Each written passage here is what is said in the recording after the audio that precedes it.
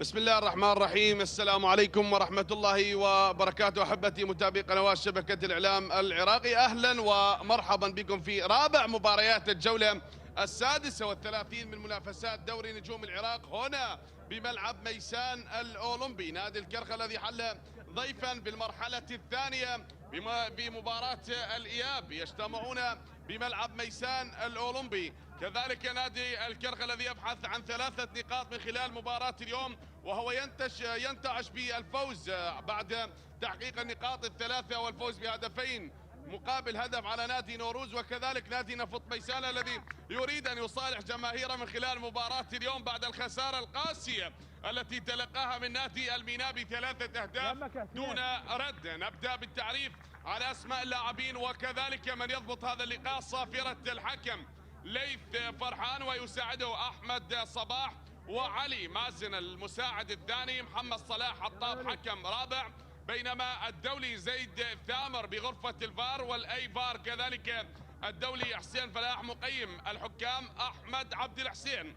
لمباراة اليوم نادي الكرخ بالقمصان الصفراء هنا بملعب ميسان الأولمبي، كتيبة المدرب المصري هيثم شعبان أمام كتيبة المدرب علي عبد الجبار. وتشكيلة الفريقين أمامنا نادي الكرخ، الفريق الذي حل ضيفا بهذه المباراة بعد ما انتهت مباراة الذهاب بالتعادل ما بين الفريقين سلبا من دون أهداف. اليوم مباراة الإياب، هل ستكون النتيجة حاضرة والأهداف؟ انطلق الصافرة البداية من حكم المباراة ليث فرحان.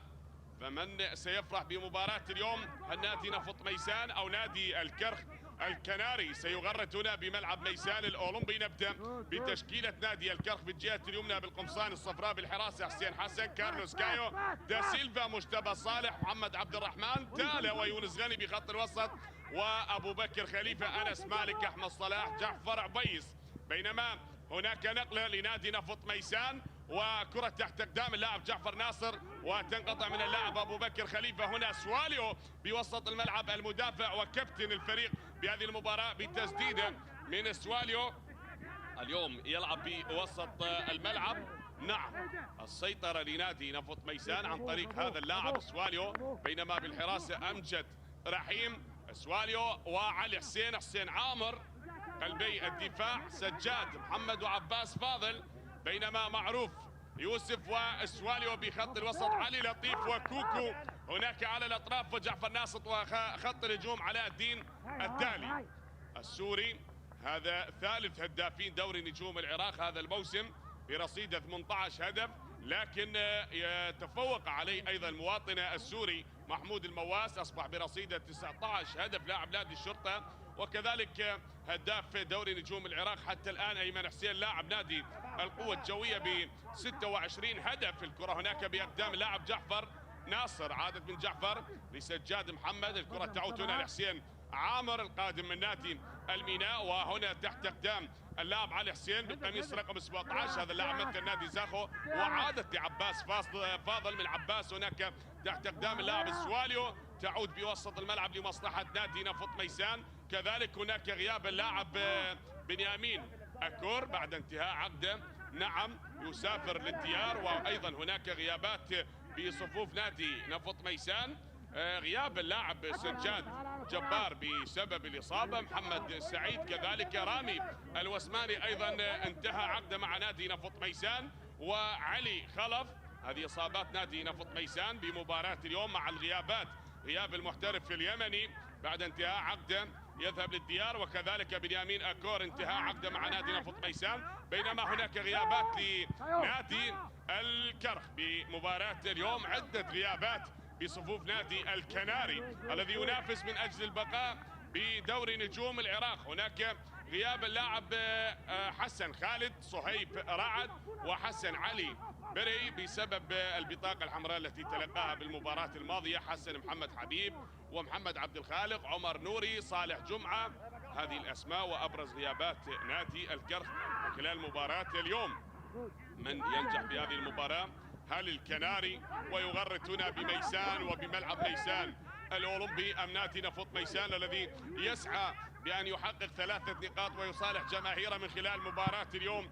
الإبعاد حاضر والكرة طويلة إلى خارج أرضية الملعب. خسر 3-0 هناك أمام نادي الميناء، وهنا من تغلب على نادي نوروز بملعب الكرخ بهدفين مقابل هدف. ولا زلنا نشاهد وننتظر أحبتي. نعم، فمن يفتتح التسجيل؟ هل صاحب الأرض أم الفريق الضيف نادي الكرخ الذي يبحث عن 3 نقاط؟ وأكيد النقاط الثلاثة وكل نقطة بكل مباراة يلعبها نادي الكرخ بهذه المباريات المتبقية هي مهمة بالنسبة لنادي الكرخ.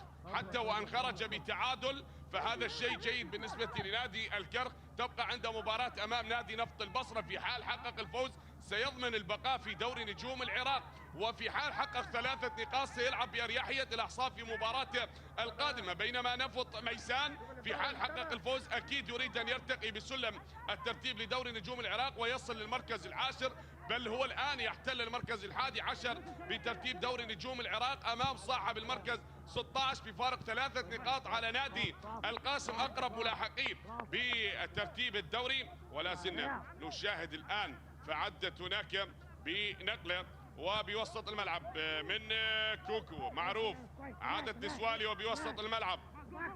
سواليو لحسين علي، من حسين علي تلعب هذه الكرة الآن وللأمام. نشاهد الكرة تعود هناك من يونس يحاول، هذا يونس غني اللاعب الشاب، هذا القادم من نادي الكاظمية الذي يلعب في دوري الدرجة الأولى وانتقل لنادي الكرخ ويقدم معطيات جميلة مع نادي الكرخ هذا الموسم. يونس غني وأيضا اللاعب الأساسي بمباراة اليوم، وحتى في المباراة الماضية كان لاعب أساسي في مباراة أمام نادي نوروز وقدم مباراة جميلة. عادت هناك الكرة للمدافع حسين علي من علي حسين، وعادت هناك لعباس فاضل، يلعبها عباس لسواليو من سواليو، والكرة هناك من عباس فاضل بوسط الملعب. نقلة لا زالت مستمرة بوسط الملعب لعلي لطيف باتجاه لاعب جعفر ناصر، يحاول الآن من جعفر ناصر والتسديدة جعفر غادرت أرضية الملعب. الكرة غادرت أرضية الملعب. نعم، هذه الجولة 36 من منافسات دوري نجوم العراق هي لتحسين المراكز والارتقاء بسلم الترتيب. كما ذكرت النقاط الثلاثة بهذه المباراة بالنسبة لنادي الكرخ هي نقاط مهمة وأكيد ستقود الفريق إلى بر الأمان. وكذلك نفط ميسان هل يعود للمركز العاشر من خلال مباراة اليوم؟ وايضا هناك مباراتين متبقيه بالنسبه لنادي نفط ميسان ومباراتين متبقيه لنادي الكرخ. الكرخ سيواجه نادي نفط البصره في الجوله القادمه، والجوله الاخيره يواجه الحدود، بينما نفط ميسان سيواجه نادي النجف. كره بالراس وياتي الابعاد، هنا تتخلص وتعود لجعفر ناصر. نقله مره اخرى نفط ميسان والكره هناك لسجاد محمد. كنا نتحدث عن مباريات نادي نفط ميسان المتبقيه امام نادي النجف، والجولة الأخيرة سيلعب أمام نادي توك. فعادت الآن وهناك أخرى تصل للأمام، ولا زالت الأمور مستمرة بالتعادل ما بين الفريقين. نعم، نادي أمانة بغداد حقق الفوز الثمين على نادي كربلاء وخربط الأمور على جميع المراكز المتذيلة بترتيب دوري نجوم العراق. وكذلك نادي نفط الوسط أيضا تغلب على زاخو بهدف دون رد. وأيضا مباراة نادي الكهرباء أمام الحدود التي انتهت بالتعادل سلبا من دون أهداف، وننتظر هذه المباراة. وكذلك بنفس التوقيت الطلبة أمام نادي القاسم. القاسم كذلك يبحث عن 3 نقاط، في حال حقق الفوز بهذه المباراة وكسب النقاط الثلاثة فهذا هو دافع معنوي، حتى وإن كانت مبارياته المتبقية مباريات صعبة ومصيرية. وسيلعب الجولة القادمة أمام نادي القوة الجوية. الجوية يريد أن يعود وينافس على اللقب مرة أخرى وعلى صدارة الترتيب، بينما القاسم الذي أيضا الفريق المجتهد والطموح الذي يريد أن يبقى بدوري نجوم العراق بدوري الكبار. من سيلعب البلاي اوف بدوري نجوم العراق امام الذي سيصل من الدوري الممتاز؟ هناك نظرات للكابتن هيثم شعبان المدرب المصري. سلامة اللاعب ابو بكر خليفة هذا النيجيري لعب لنادي زاخو، والواضح هناك ايضا بالصورة امجد رحيم. نادي نفط ميسان لعب 35 مباراة، وهذه المباراة السادسة والثلاثين في دوري نجوم العراق لهذا الموسم. حقق الفوز ب9 مباريات، بينما تعادل ب15 مباراة وخسر 11 مباراة.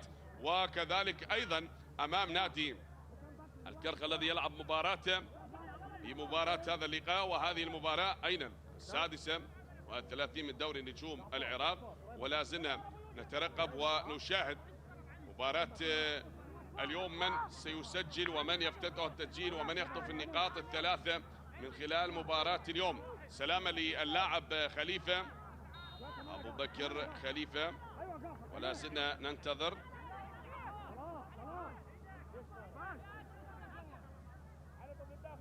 هذه كرة عدت هناك للأمام، تعود بوسط الملعب. نعم، ربما في الموسم القادم من دوري نجوم العراق سنشاهد أندية مختلفة عن الأندية التي ستغادر دوري الكبار. ممكن أن نشاهد نادي يمثل نادي الأنبار في دوري المحترفين، أما نادي القرمة أو نادي الرمادي، وهناك نادي ديالى بهذه المنافسة الكبيرة. فالكل يتصارع هناك في الدوري الممتاز من أجل الوصول للدوري الكبار لدوري نجوم العراق. ولا زلنا نترقب الآن. هناك صافرة لحكم مباراة الكابتن ليث فرحان، صاحب التولد 1994، أستاذ في جامعة بغداد كلية التربية البدنية والعلوم الرياضية، ويضبط هذا اللقاء. 10 مباريات حكم وسط هذا الموسم، وهذه المباراة 11. وهناك الارتقاء من الحارس سين حسن بالكرة الماضية. نعم، ما زلنا نترقب، ما زلنا نشاهد سين حسن، ويلا يا حسين ينتظر الآن. وهذا كوكو الواضح بالصورة، وأيضا اللاعب معروف يوسف النيجيري لنادي نفط ميسان. مرت الكرة هناك بالراس، الارتقاء يأتي الإبعاد، والكرة من معروف عادت هناك باتجاه حسين من حسين، ولا زالت الأمور مستمرة. نترقب، هي عدت للأمام وما زلنا نشاهد. ملعوبة الكرة أمامية، هذه الكرة لعباس فاضل، من عباس فاضل، عباس بوسط الملعب، البحث عن زميل من عباس، يعيد الكرة باتجاه اللاعب حسين عامر. حسين عامر أيضا لاعب المنتخب الأولمبي، وهناك أيضا الحارس لنادي الكرخ، أيضا حارس منتخبنا الأولمبي الذي أيضا سيسافر مع كتيبة المدرب راضي شنيشل ويلعب في أولمبياد باريس. بالتوفيق لكل لاعبينا الذين يمثلون منتخبنا الوطني الأولمبي. فعادت هناك بنقلة تحت أقدام اللاعب السواليو، من سواليو يبحث عن رفيق، السواليو ينتظر ويتراجع هناك بوسط الملعب. معروف يوسف، من معروف يوسف، والكرة باتجاه اللاعب علي لطيف. أعاد الكرة لمعروف بوسط الملعب، ونقلة هنا مر يا علي، عدت من سجاد محمد، سجاد لعلي لطيف، علي لطيف لسجاد، ويحاول الآن سجاد داخل منطقة العمليات. مر بالكرة سجاد لكن انقطعت هناك من اللاعب أبو بكر خليفة. وبوسط الملعب هناك خطأ، أيضا خطأ على لاعب نادي نفط ميسان معروف بالكرة الماضية، هذا هو بالقميص رقم 19 محمد عبد الرحمن. اليوم يشرك لاعب أساسي بعد غياب كذلك اللاعب عمر نوري كابتن الفريق، اللاعب اللي سجل الهدف الأول في مباراة نوروز ونادي أمانة عفوا في مباراة نادي الكرخ ونادي نوروز. ولا زلنا نترقب، والمباراة ما زالت مستمرة رغم النقص العددي بصفوف نادي الكرخ هذا اليوم والغيابات، لكنه يلعب بالتشكيلة هذه الأساسية. ربما هناك تغييرات أو غياب لاعبين أو ثلاثة عن تشكيلة المدرب هيثم شعبان. ويجاري نادي نفط ميسان هنا بملعب ميسان الأولمبي باحثا عن النقاط الثلاثة. سواليو يتراجع من خط الوسط للخلف، وهنا أحمد صلاح، عادت لمجتبى صالح، مجتبى صالح صاحب الهدف الثاني لنادي الكرخ بالمباراة الماضية. وهل ينجح اليوم مجتبى صالح ويضيف أول أهداف اللقاء من خلال هذه المباراة؟ نترقب، نشاهد أحبتي، ونلعب بالدقيقة 13 من أحداث الشوط الأول. لا شيء نفط ميسان ولا شيء للكناري، ضاعت فرسان المملكة أمام الكناري بهذه المباراة. ولا زلنا نترقب، ننتظر. فهناك من يقول بعد الانتظار انتصار، فلمن سيكون الانتصار بهذه المباراة؟ هل لنادي نفط ميسان أو للكناري، الفريق الذي حل ضيفا بهذه المباراة ويلعب مباراة الإياب للمرحلة الثانية من دوري نجوم العراق؟ اللقاء رقم 20 يجمع الفريقين خلال اللقاءات التاريخية. ربما تواجه الفريقين في مباراة ودية واحدة، لكن بقية اللقاءات في دوري نجوم العراق وبالدوري العراقي ننتظر ونترقب. حقق الفوز نفط ميسان خلال مواجهات ب8 لقاءات، والكرخ فاز ب5 لقاءات، بينما حضر التعادل ب7 لقاءات بين الفريقين.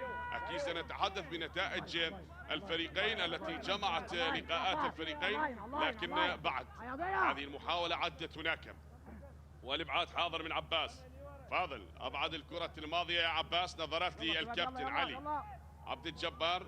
إدارة نادي نفط ميسان تجدد الثقة للمدرب على ما يبدو للموسم القادم، وهناك أمور أخرى أكيد تعاقدات ستكون جديدة ستضاف لنادي نفط ميسان، وهذا ما تحدثت به الإدارة. أيضا سيكون هناك توقيع بعض اللاعبين المحترفين، لن تعلن عن هوية اللاعبين إلا بعد نهاية الموسم. أكيد ننتظر. فنادي نفط ميسان هذا الموسم واحد من الأندية النفطية المميزة، ويعتبر النادي النفطي الثاني مع نادي نفط بغداد، يقدم مستوى رائع ومستوى يليق بكرة النفط. فعادت الكرة هنا ومحاولة نقلة لا زالت مستمرة، يأتي الإبعاد، تتخلص هناك من اللاعب دا سيلفا، يلعبها البرازيلي لاريا ومر بالكرة جعفر ناصر، عدى جعفر، يقود هجوم مرتد لمصلحة نفط ميسان من علي لطيف. الآن الدالي تصدي جميل من الحارس حسين حسن، والدالي سدد، كاد ان يسجل اول اهداف اللقاء، لكن حسين حسن متواجد في المرمى. نعم، هو لعب الكرة باتجاه الحارس، لو كانت هناك في الجهة اليسرى او في الجهة اليمنى نعم التسديدة قوية من علاء الدالي، لكن بمكان الحارس، وحسين حسن ما كان متمركز بمكان سليم يتصدى لكرة الدالي. وعادت الآن بوسط الملعب، هنا نقلة من جديد أخرى تصل الكرة، وهناك صافرة صافرة حكم المباراة، سلامة اللاعب علي لطيف، صافرة الكابتن ليث فرحان، صافرة والخطأ. وهناك الكابتن أحمد صلاح يتحدث مع حكم المباراة أحمد صلاح، وهناك جعفر عبيس، جعفر الهداف لنادي الكرخ، عند هذا اللاعب 8 أهداف، بينما هنا هداف نادي نفط ميسان اللاعب علاء الدين الدالي هو الهداف لنادي نفط ميسان برصيد 18 هدف هذا الموسم.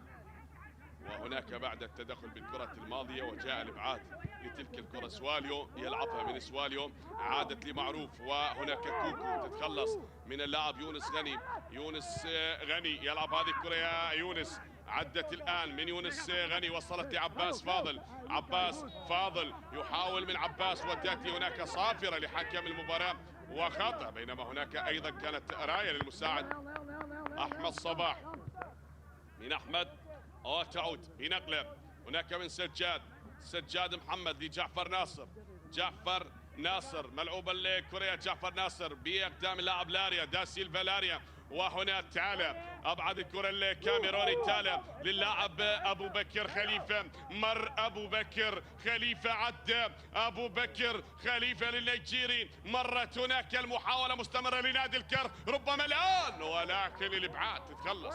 خطورة قائمة من اللهب الأصفر، هل ستحرق شباك نفط ميسان بهذه التسديدات وبهذه المحاولات وبهذه الانفراديات التي تحاول أن تخطر على مرمى الحارس أمجد رحيم، ويبحثون عن هدف أول من خلال مجريات هذا الشوط؟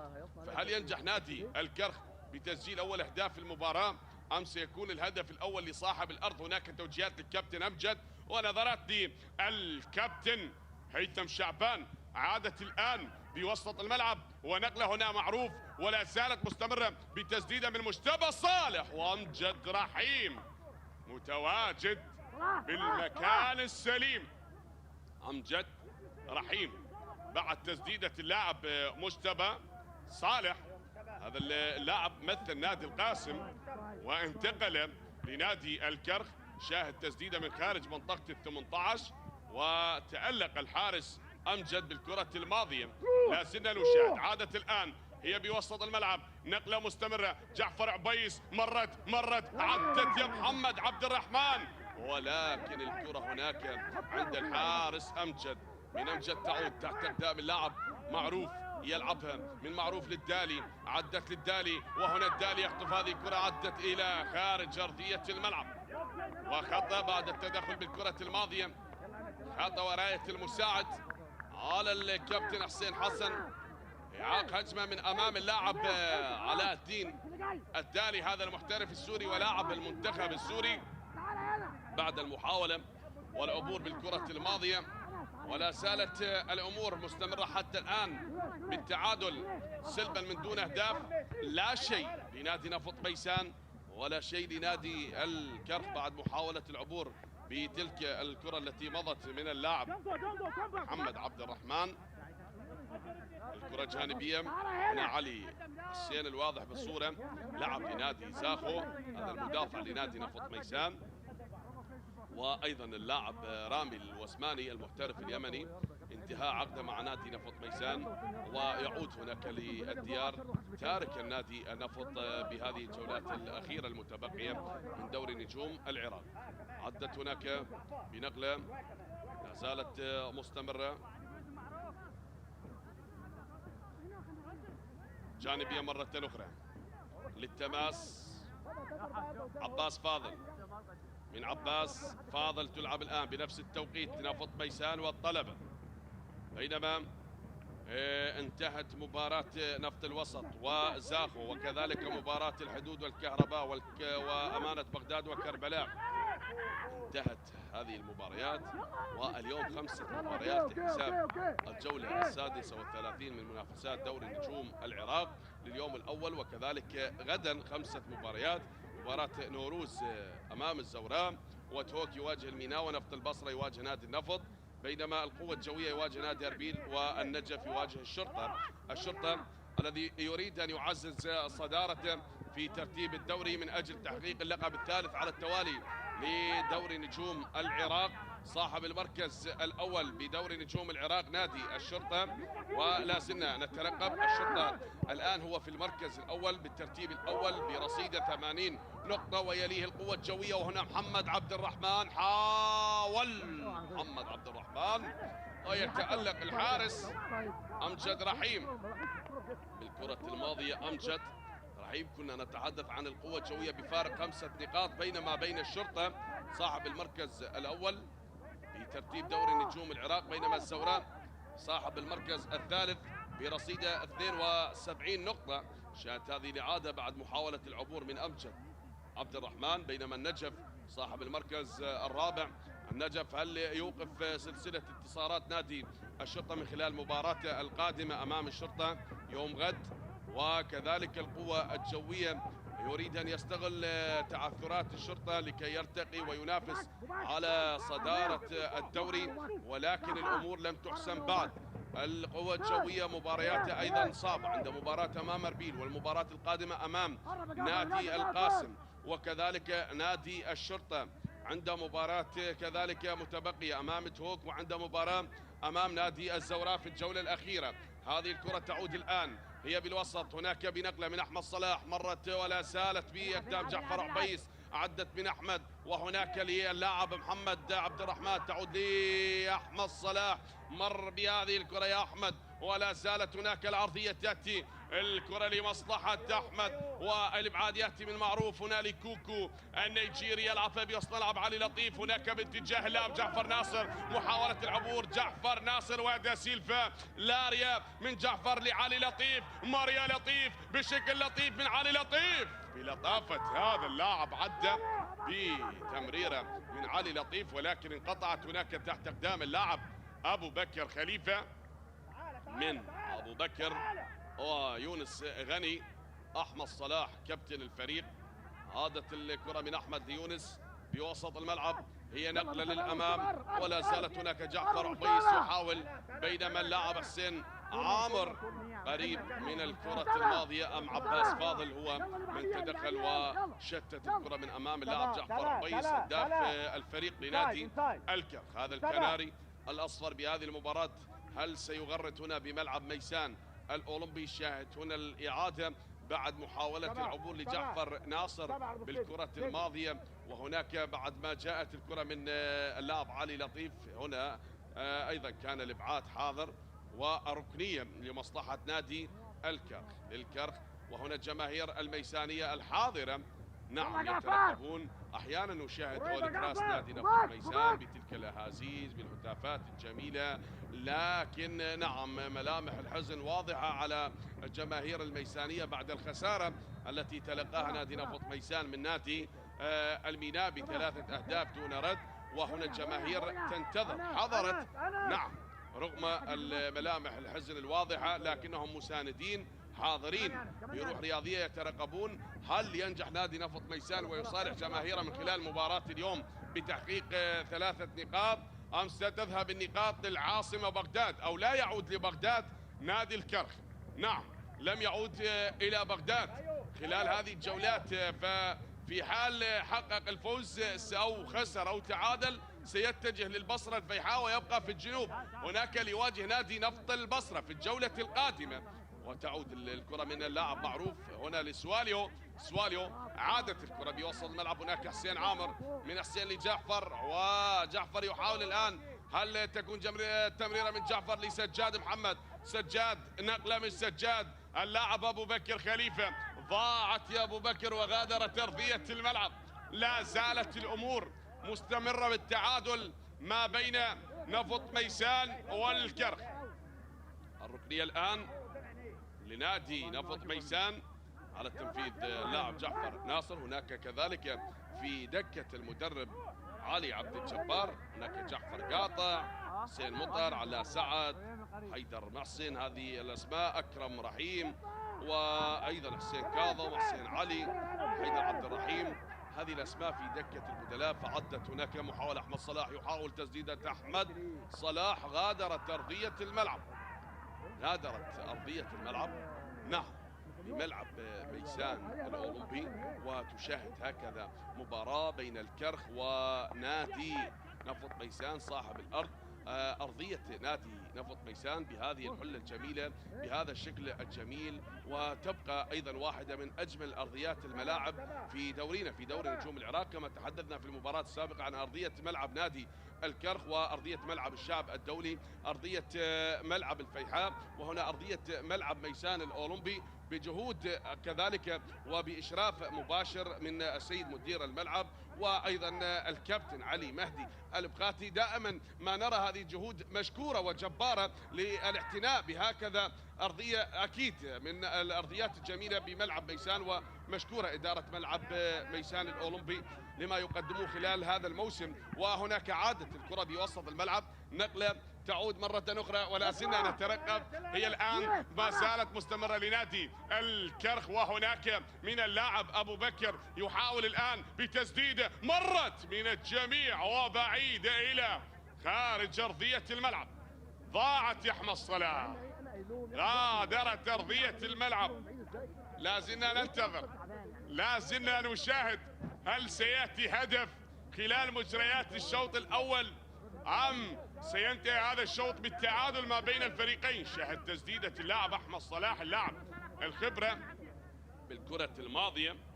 هذا أنس مالك حتى الآن يا أنس لن يظهر بمستواه المطلوب، وعلى ما يبدو نعم استراحة دقيقة، استراحة تبريدية لشرب المياه لكون رطوبة الأجواء وكذلك الأجواء حارة هناك بملعب ميسان الأولمبي. تشاهد نعم واضحة حرارة الأجواء، ودقيقة لشرب المياه ويعودون ليكملون أحداث الشوط الأول. نادي الكرخ الذي لعب 35 مباراة حقق الفوز ب6 مباريات بينما تعادل ب17 مباراة، خسر 12 مباراة، تمكن من تسجيل 32 هدف بينما استقبل الشباكة 41 هدف واستطاع أن يجمع 35 نقطة.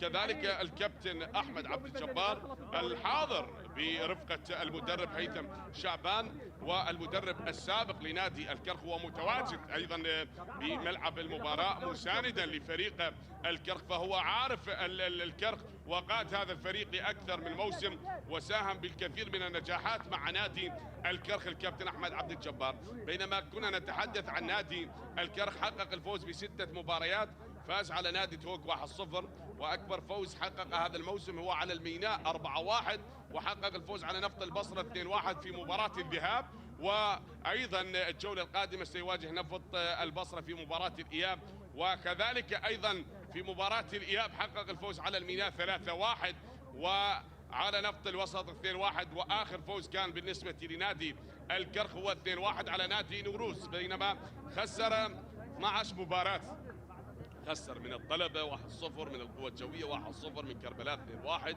من الحدود 1-0، من زاخو 1-0، من النجف 3-0.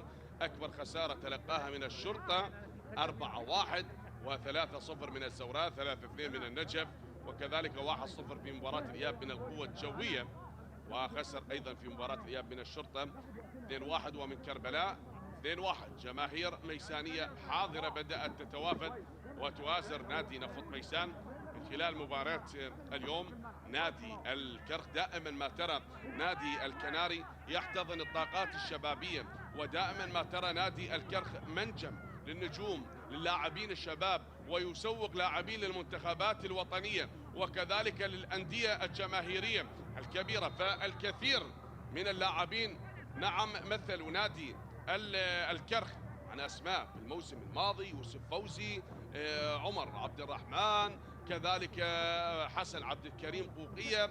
هذه من الأسماء البارزة التي مثلت نادي الكرخ في الموسم الماضي، ومن ثم انتقلت، وهناك منهم من مثل نادي القوة الجوية، ومنهم من لعب للشرطة، ومنهم من لعب للزوراء فعادت كرة، ومنهم من انتقل لنادي الطلبة نهاد محمد، كذلك كان الهداف في الموسم الماضي لنادي الكرخ وانتقل لنادي الطلبة حسن عبد الكريم، يوسف فوزي، ونترقب حسين جبار. هذه الكرة بعد التدخل من اللاعب جعفر ناصر بالكرة الماضية، خطأ على اللاعب جعفر ناصر.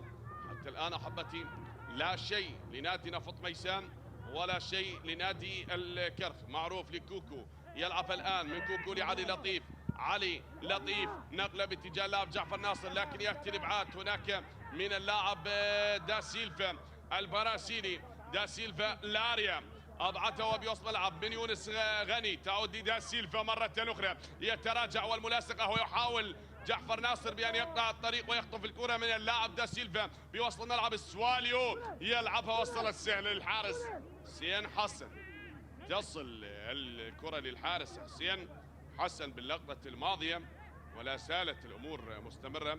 هنا الواضح أمامي الكابتن مجتبى صالح، هناك اللاعب أبو بكر خليفة، عادت بأقدام اللاعب كارلوس كايو البرازيلي، تعود من كايو لمصلحة اللاعب أنس مالك لعب للميناء لنفط البصرة للزوراء وانتقل لنادي الكرخ، وهناك محاولة تعود بنقلة باتجاه اللاعب سجاد محمد، سجاد معروف يوسف بهذه اللحظات، معروف ينتظر ويلعبها من معروف، تعود لحسين عامر، هنا من حسين للاعب علي حسين، سواليو بوسط الملعب، من السواليو علي لمعروف يوسف النيجيري، بنقلة من النيجيري عادت هناك من علي لطيف باتجاه اللاعب سجاد محمد، تأتي العرضية، وهنا محاولة من جديد على الدين من الدالي، يحاول بوسط الملعب ولعباس فاضل، حتى الآن يا عباس فاضل، ولا زلنا نترقب محاولة تعود من جديد. هذه كرة عدت هناك وغادرت أرضية الملعب، هناك تغادر أرضية ملعب. محاولات مستمرة، لقاء مستمر ما بين الفريقين بقمة هذه المباراة. أكيد نعم هي تعتبر قمة، بما أن نادي الكرخ ينافس من أجل البقاء بدوري نجوم العراق ويريد أن يبتعد عن أقرب منافسيه. هناك من ينافس الكرخ نادي القاسم، وكذلك يلاحقه نادي نفط البصرة، ويريد أن يبتعد حتى عن البلاي أوف بترتيب الدوري، ويريد أن يستغل تعثر نادي كربلاء، وكذلك يريد أن يقفز بسلم الترتيب من أجل البقاء في دوري نجوم العراق، ولا سيما هو يلعب بالأدوار الأخيرة المتبقية من دورينا. هنا العرضية تأتي ومحاولة والارتقاء، كرة بالراس وتبعد لتعود مرة أخرى. يونس غني يلعبها لأنس مالك، أنس من أنس مالك لمحمد عبد الرحمن، مريا عبد الرحمن، تأتي هذه العرضية والإبعاد من هذا الأسمراني الفنان بوسط الميدان. عادت دا سيلفا، لاريا تالي يلعبها للأمام، من تالي للاعب أبو بكر، وغادرت أرضية الملعب. ركلة مرمى لنادي نفط ميسان. اللاعب أبو بكر خليفة النيجيري، هذا أيضا لعب لنادي زاخو وانتقل لنادي الكرخ. اللاعب أبو بكر خليفة بعد المحاولة بالكرة الماضية سقوط اللاعب أبو بكر خليفة، لكن لا وجود لشيء يا خليفة. هذه الكرة تعود هناك من جعفر ناصر، جعفر لسجاد محمد. سجاد لم تشاهد اليوم بالتشكيلة الأساسية لا أكرم رحيم ولا علاء سعد. نعم الأمور والقرارات الفنية هي تبقى الأول والأخير لمدرب الفريق، لكن كان من الممكن أن يزج هذا اللاعب اليوم كلاعب أساسي. هناك علاء سعد وأكرم رحيم دائما ما نراهم في التشكيلة الأساسية متواجدين، كذلك اللاعب حسين مطر، اللاعب علي حلو، كذلك في دكة البدلاء وحسن نجم. وأنا ترقب نشاهد ما يدور هنا، نظرات للمدرب. نعم الفرعون المصري الكابتن هيثم شعبان بتوجيهاته، ويريد أن يحقق 3 نقاط أو يتعادل من خلال مباراة اليوم.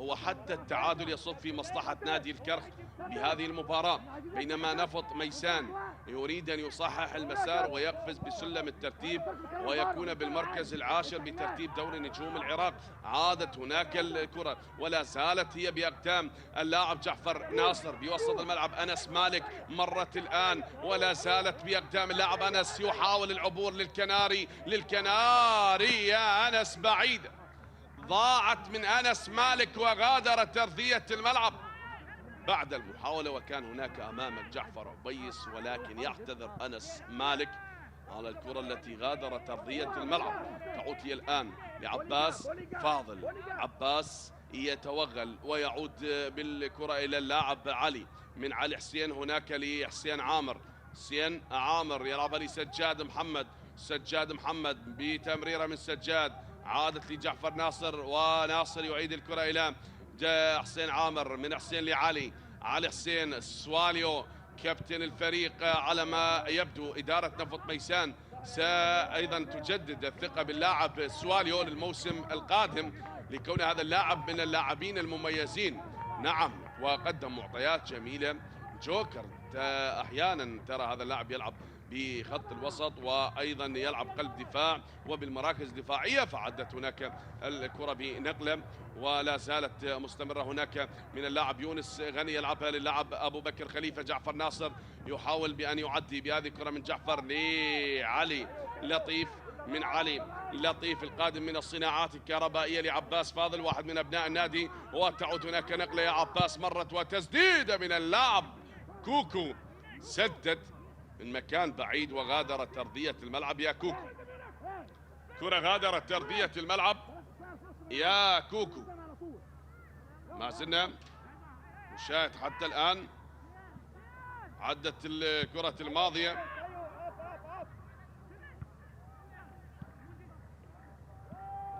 هذه كرة تعود.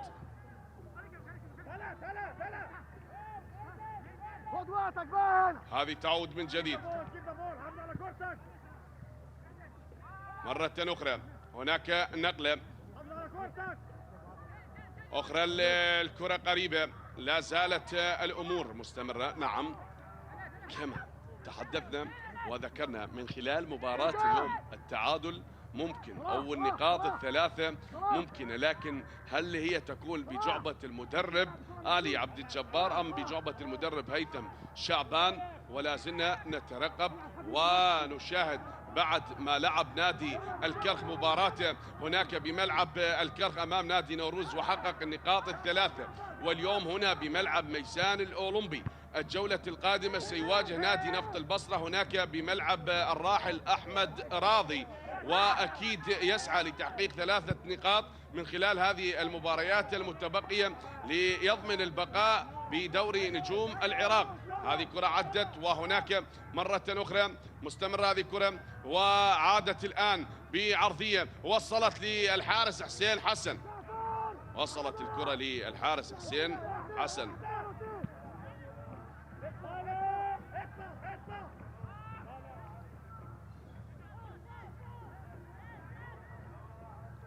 تعود الآن، هي قريبة لسجاد محمد، من سجاد محمد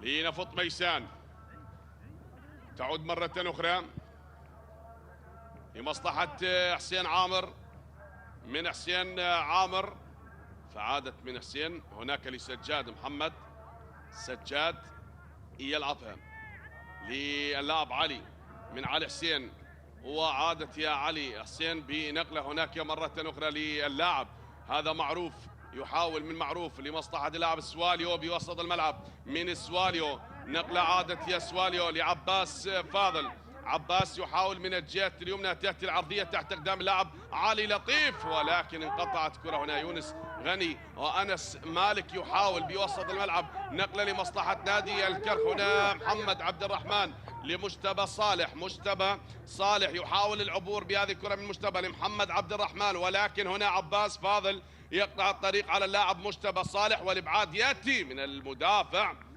علي حسين.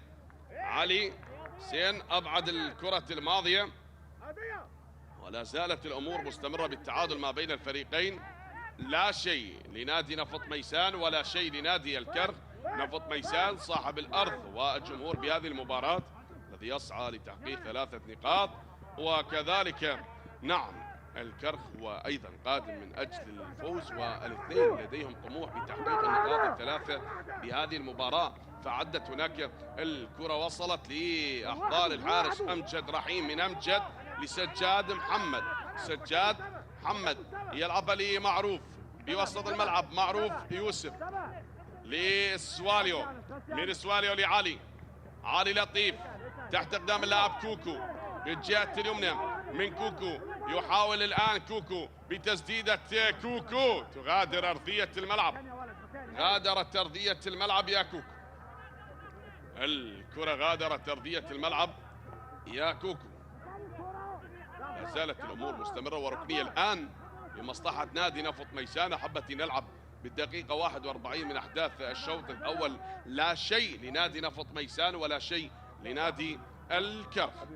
مستمرة المحاولات بهذا التحدي، بهذا الإصرار، بهذه الندية، لا شيء لكتيبة نفط ميسان ولا شيء لكتيبة الكرخ. هناك الكرة تصل لجعفر ناصر، ولكن جعفر عبيس بالملاصقة الفردية مع اللاعب جعفر ناصر تتخلص الكرة، وغادرت أرضية الملعب، غادرت أرضية الملعب الكرة الماضية لمصلحة نادي نفط ميسان. هل ينجح نفط ميسان ويفتتح التسجيل بهذه الدقائق المتبقية من عمر الشوط الأول؟ ولكن هناك تغادر أرضية الملعب ويتحصل على ركنية نادي نفط ميسان جعفر ناصر على التنفيذ، والكابتن هيثم شعبان هنا بتوجيهاته للاعبين نادي الكرخ يتراجعون للخلف، وتقدم لاعبين نادي نفط ميسان، ملعوب الكرة بالراس، وهناك كوكو يحاول من اللاعب حسين، لكن هناك من خليفة لأحمد صلاح، أحمد صلاح عادت الكرة يا أحمد للاعب دا سيلفا لاريا بوسط الملعب، وهنا نقلة مرة أخرى يونس غني، تنقطع الكرة من حسين عامر لسواليو، سواليو يلعبها من حسين عامر هناك باتجاه سجاد، سجاد عادت لحسين عامر مرة ثانية، حسين عامر للاعب علي، علي حسين.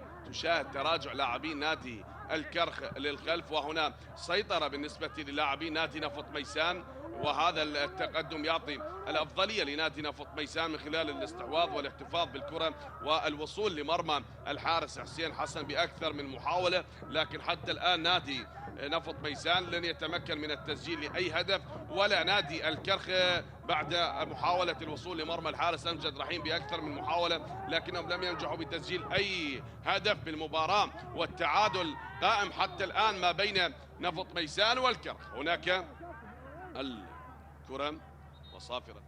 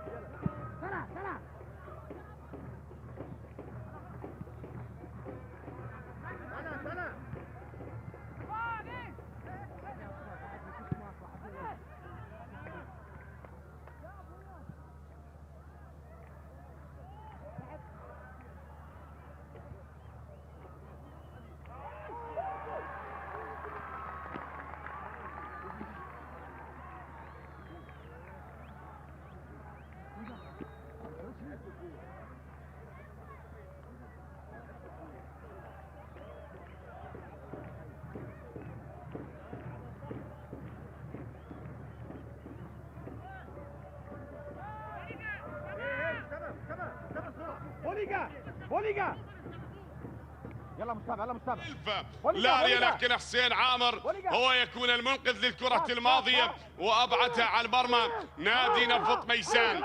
نعم، وركنية الآن لنادي الكرخ وبالراس. يأتي الإبعاد، خلص وعلي لطيف، عادت من علي تعود بوسط الملعب. هناك خطأ لمصلحة نادي نفط ميسان بهذه اللحظات، ونلعب بالدقيقة 45 من أحداث الشوط الأول. ونعم أكيد سيكون هناك دقائق تضاف لأحداث هذا الشوط لكون المباراة توقفت مرة واحدة، ودقيقتين كوقت إضافي. نلعب الآن بالوقت الإضافي. هل سينجح نادي نفط ميسان ويسجل أول أهداف المباراة بهذين الدقيقتين، أم سيكون هدف لنادي الكرخ، أو ينتهي هذا الشوط بالتعادل سلبا من دون أهداف وهيكون خالي من الأهداف حتى نذهب للشوط الثاني. يكون شوط القراءة للمدربين وشوط التشخيص لتلك النقاط الضعف، وأيضا تحليل الشوط الثاني يكون من قبل المختصين هناك الفنيين بصفوف الفريقين لمعالجة الأخطاء التي حدثت هنا خلال هذا الشوط. وأكيد يكون هناك تعزيز بالبطاقات التي دائما ما تكون هي البطاقات الرابحة عندما تشرك وتغير معادلة المباراة من سلبا إلى أهداف. ننتظر، فكل شيء ممكن بالانتظار. وتوجيهات الكابتن علي عبد الجبار. علي عبد الجبار هو تلعب الكرة هناك بالراس، تتهيأ وعادت لسواليو بوسط الملعب، نقلة من سواليو وصلت الكرة يا سواليو لعباس فاضل، من عباس فاضل تعود مرة أخرى تحت أقدام سواليو، وهنا أنس مالك يحاول ليونس غني، عادت الكرة من يونس لجعفر عبيس يتراجع لخط الوسط للاستلام والتسليم. هناك من خليفة أبو بكر خليفة، عد الآن أبو بكر خليفة سدد، والكرة مرت من اللاعب أبو بكر خليفة وغادرت أرضية الملعب. تسديدة اللاعب أبو بكر خليفة تغادر أرضية الملعب. شاهد هذه لعاتم هذه التسديدة التي مرت بجانب القائم الأيمن أو بعيدة كانت على القائم الأيمن للحارس أمجد رحيم. نعم، وتأتي صافرة حكم المباراة ليث فرحان تعلن عن نهاية الشوط الأول بالتعادل سلبا من دون أهداف بين نادي نفط ميسان ونادي الكرخ. أكيد سنعود ونكمل أحداث الشوط الثاني، ولكن أحبتي بعد الاستراحة القصيرة ما بين الشوطين.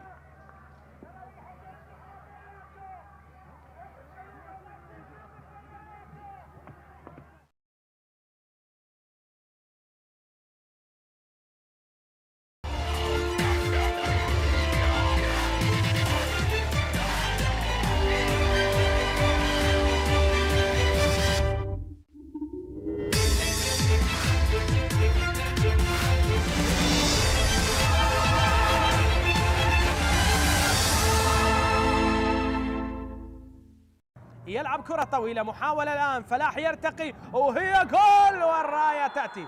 مرتضى قصاد في موقف متسلل وبالتالي يلغى الهدف مع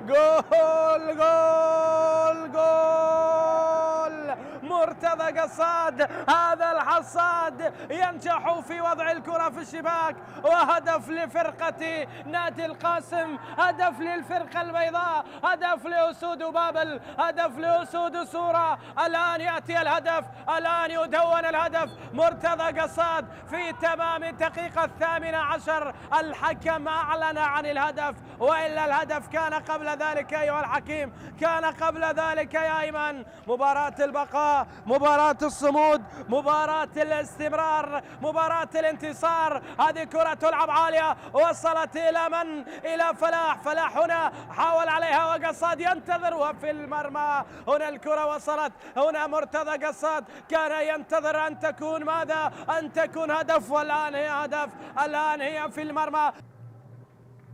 وعالية الكرة، متابعة بالراس، جول يأتي للعندليب، وسامر محسن يسجل في مرمى فريق السابق. سبق وأن سجل للقاسم في نفط الوسط، الآن يسجل لنفط الوسط في مرمى القاسم. خطأ في التقدير من أحمد شاكر، واستغراب من أيمن الحكيم. لماذا كل هذا؟ ويأتي هدف التعادل الآن 1-1 يا سامر. لا يحتفلون، لا يفرحون، لأن العزاء كبير، لأنها المغادرة، ولأن العندليب بدأ يعد العدة. الكرة الآن في المرمى، لاحظ الكرة ردت من العارضة، لكن أين المتابعين؟ أين المتابعين؟ هنا الخروج الذي لم يكن حاسما، ردت العارضة. هنا تلعب الآن تسديدة قوية.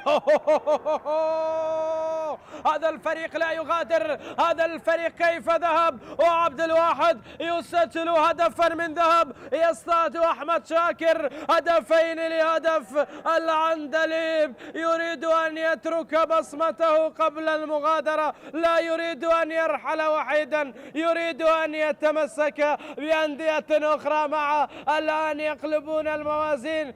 لاحظ هذه كرة لفوا دار، وسدد كرة سكنت دار. الحارس أحمد شاكر قوية بالقدم اليسرى. هذا عبد الواحد حاول مع أحمد شاكر، والكرة رايحة للجول. لا تحاول يا عزيزي، فالذي أمامك لا يخطئ الشباك، لا يخطئ المرمى. وحسين عبد الواحد يسجل الآن، يضع الكرة في المرمى الآن. ذهبت إلى ركنية.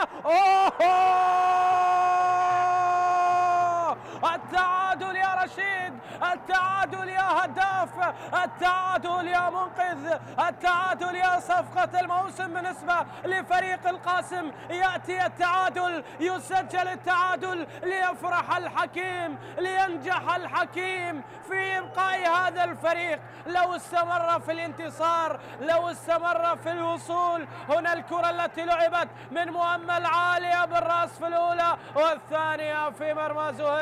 القائم لطالما تعاطف مع نفط الوسط، لكن في هذه المرة رد الكرة إلى سيف، رد الكرة للذي لا يرحم. هذا كان يبحث عن واحدة قريبة لمرمى فريق الحدود. حسن عبد الكريم حاول إيجاد المساحة للتسديد على المرمى. حسن عبد الكريم عادت لعلي محسن، يسدد على المرمى، جول.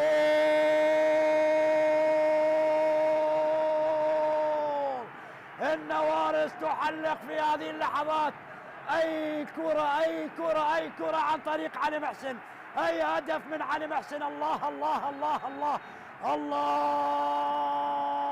هدف ولا أروع، هدف ولا أروع عن طريق علي محسن. الله على هدف جميل لعلي محسن في مرمى الحدود في هذه اللحظات.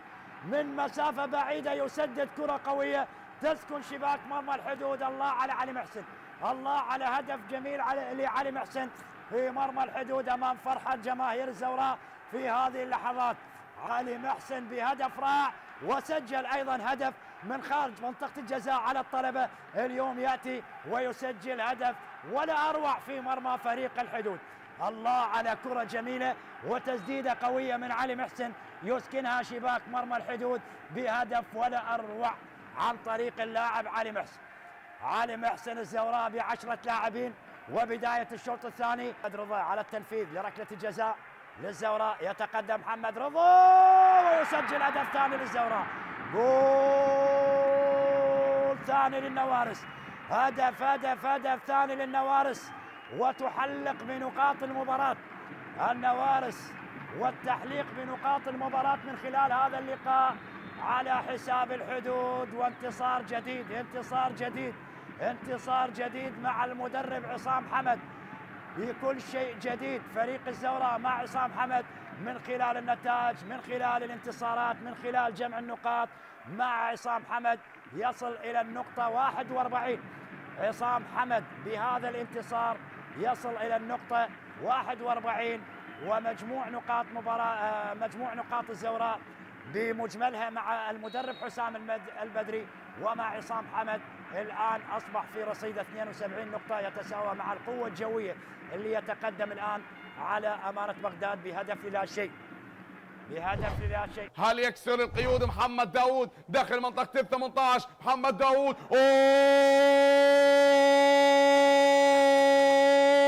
هذا هو محمد داود، نعم يسجل الهدف الأول. محمد داود لنادي النجف، كما ذكرتها صعب النجف صعب حتى وإن لعب خارج الديار. هاي السنة كل الصعب،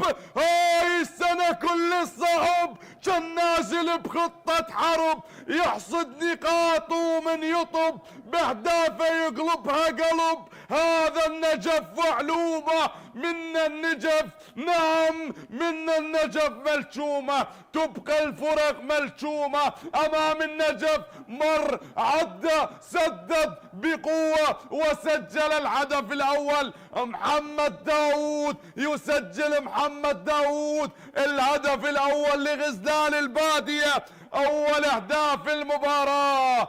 الله الله الله الله الله يا محمد داود يسجل الهدف الأول لغزلان البادية. محمد داود والهدف الشخصي، نعم التاسع لهذا اللاعب. وصلت الآن شيركو كريم يحاول من شيركو، مونتيرو يلعبها ومرت هناك لمصلحة تربيل، التعادل، جول وعاد شيركو. الخبرة يعود شيركو كريم، نعم يسجل هدف التعادل، يعدل كفة المباراة. شيركو كريم يعدل نتيجة المباراة، لن ينتظر كثيرا ويعود ليعدل نتيجة المباراة. من الخبرة من القائد شيركو كريم يعود بالمباراة، يعود ويعدل نتيجة المباراة. شاهد المرور، شاهد تمريرة البرازيلي مونتيرو، مرر هذه الكرة بذكاء، مرت من الجميع وصلت لشيركو كريم ووضعها في المرمى في الزاوية البعيدة، فاجأت حتى سرهنج محسن والكرة دخلت الشباك وسجلت أول أهداف المباراة لأربيل. والتعادل، التعادل لأربيل، 1 أربيل 1 للنجف عن طريق اللاعب شيركو كريم. وشيركو أيضا الهدف الشخصي الثامن لهذا اللاعب لموسم 2023-2024. أيمن انطلق، أيمن بينه وبين المدافع، أيمن بينه وبين المدافع، أيمن مرر، هذه حلوة حلوة، الله الله الله الله،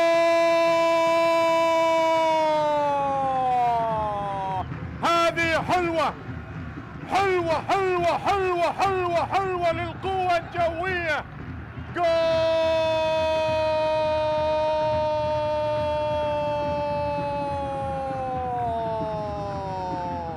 بالعشق، لو حبيت بس انت حبك، بالعشق لو حبيت بس انت حبك، ازرق غيرك ما نحب، لا ما عمل لك هنا الإعادة. اي والله ايمن انطلق، ايمن انطلق، شوف ايمن، شوف ايمن، مرر الكرة بعيش لحسين جبار. هوبا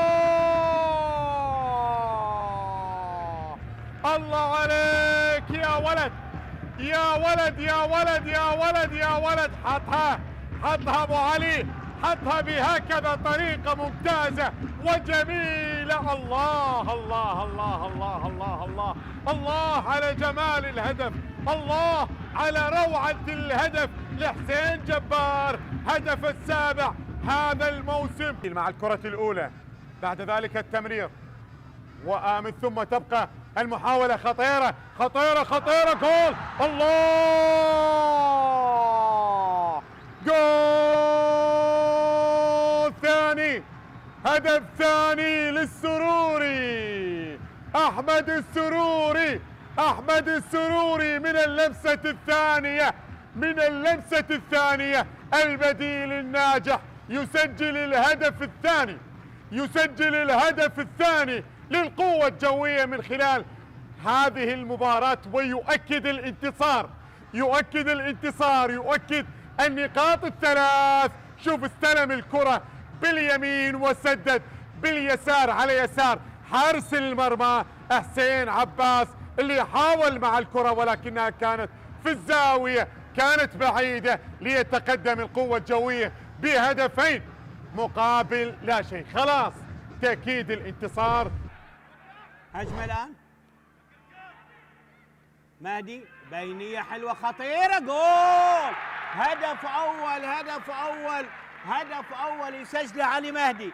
علي مهدي بالدقيقة 18 من عمر المباراة، رقم 18، وبالدقيقة 18 علي مهدي يسجل أول أهداف المباراة، ويسجل هدف الشخص الثالث بعد أن سجل في شباك الأمانة. اليوم يسجل هدف الثاني في شباك الكهرباء. هدف شخص ثاني وهدف أول للطلبة في شباك الحارس عمار علي. أول أهداف المباراة لمصلحة الطلبة. شوف الكرة لعبت ما بيها تسلل، توغل بين المدافعين ولعبها.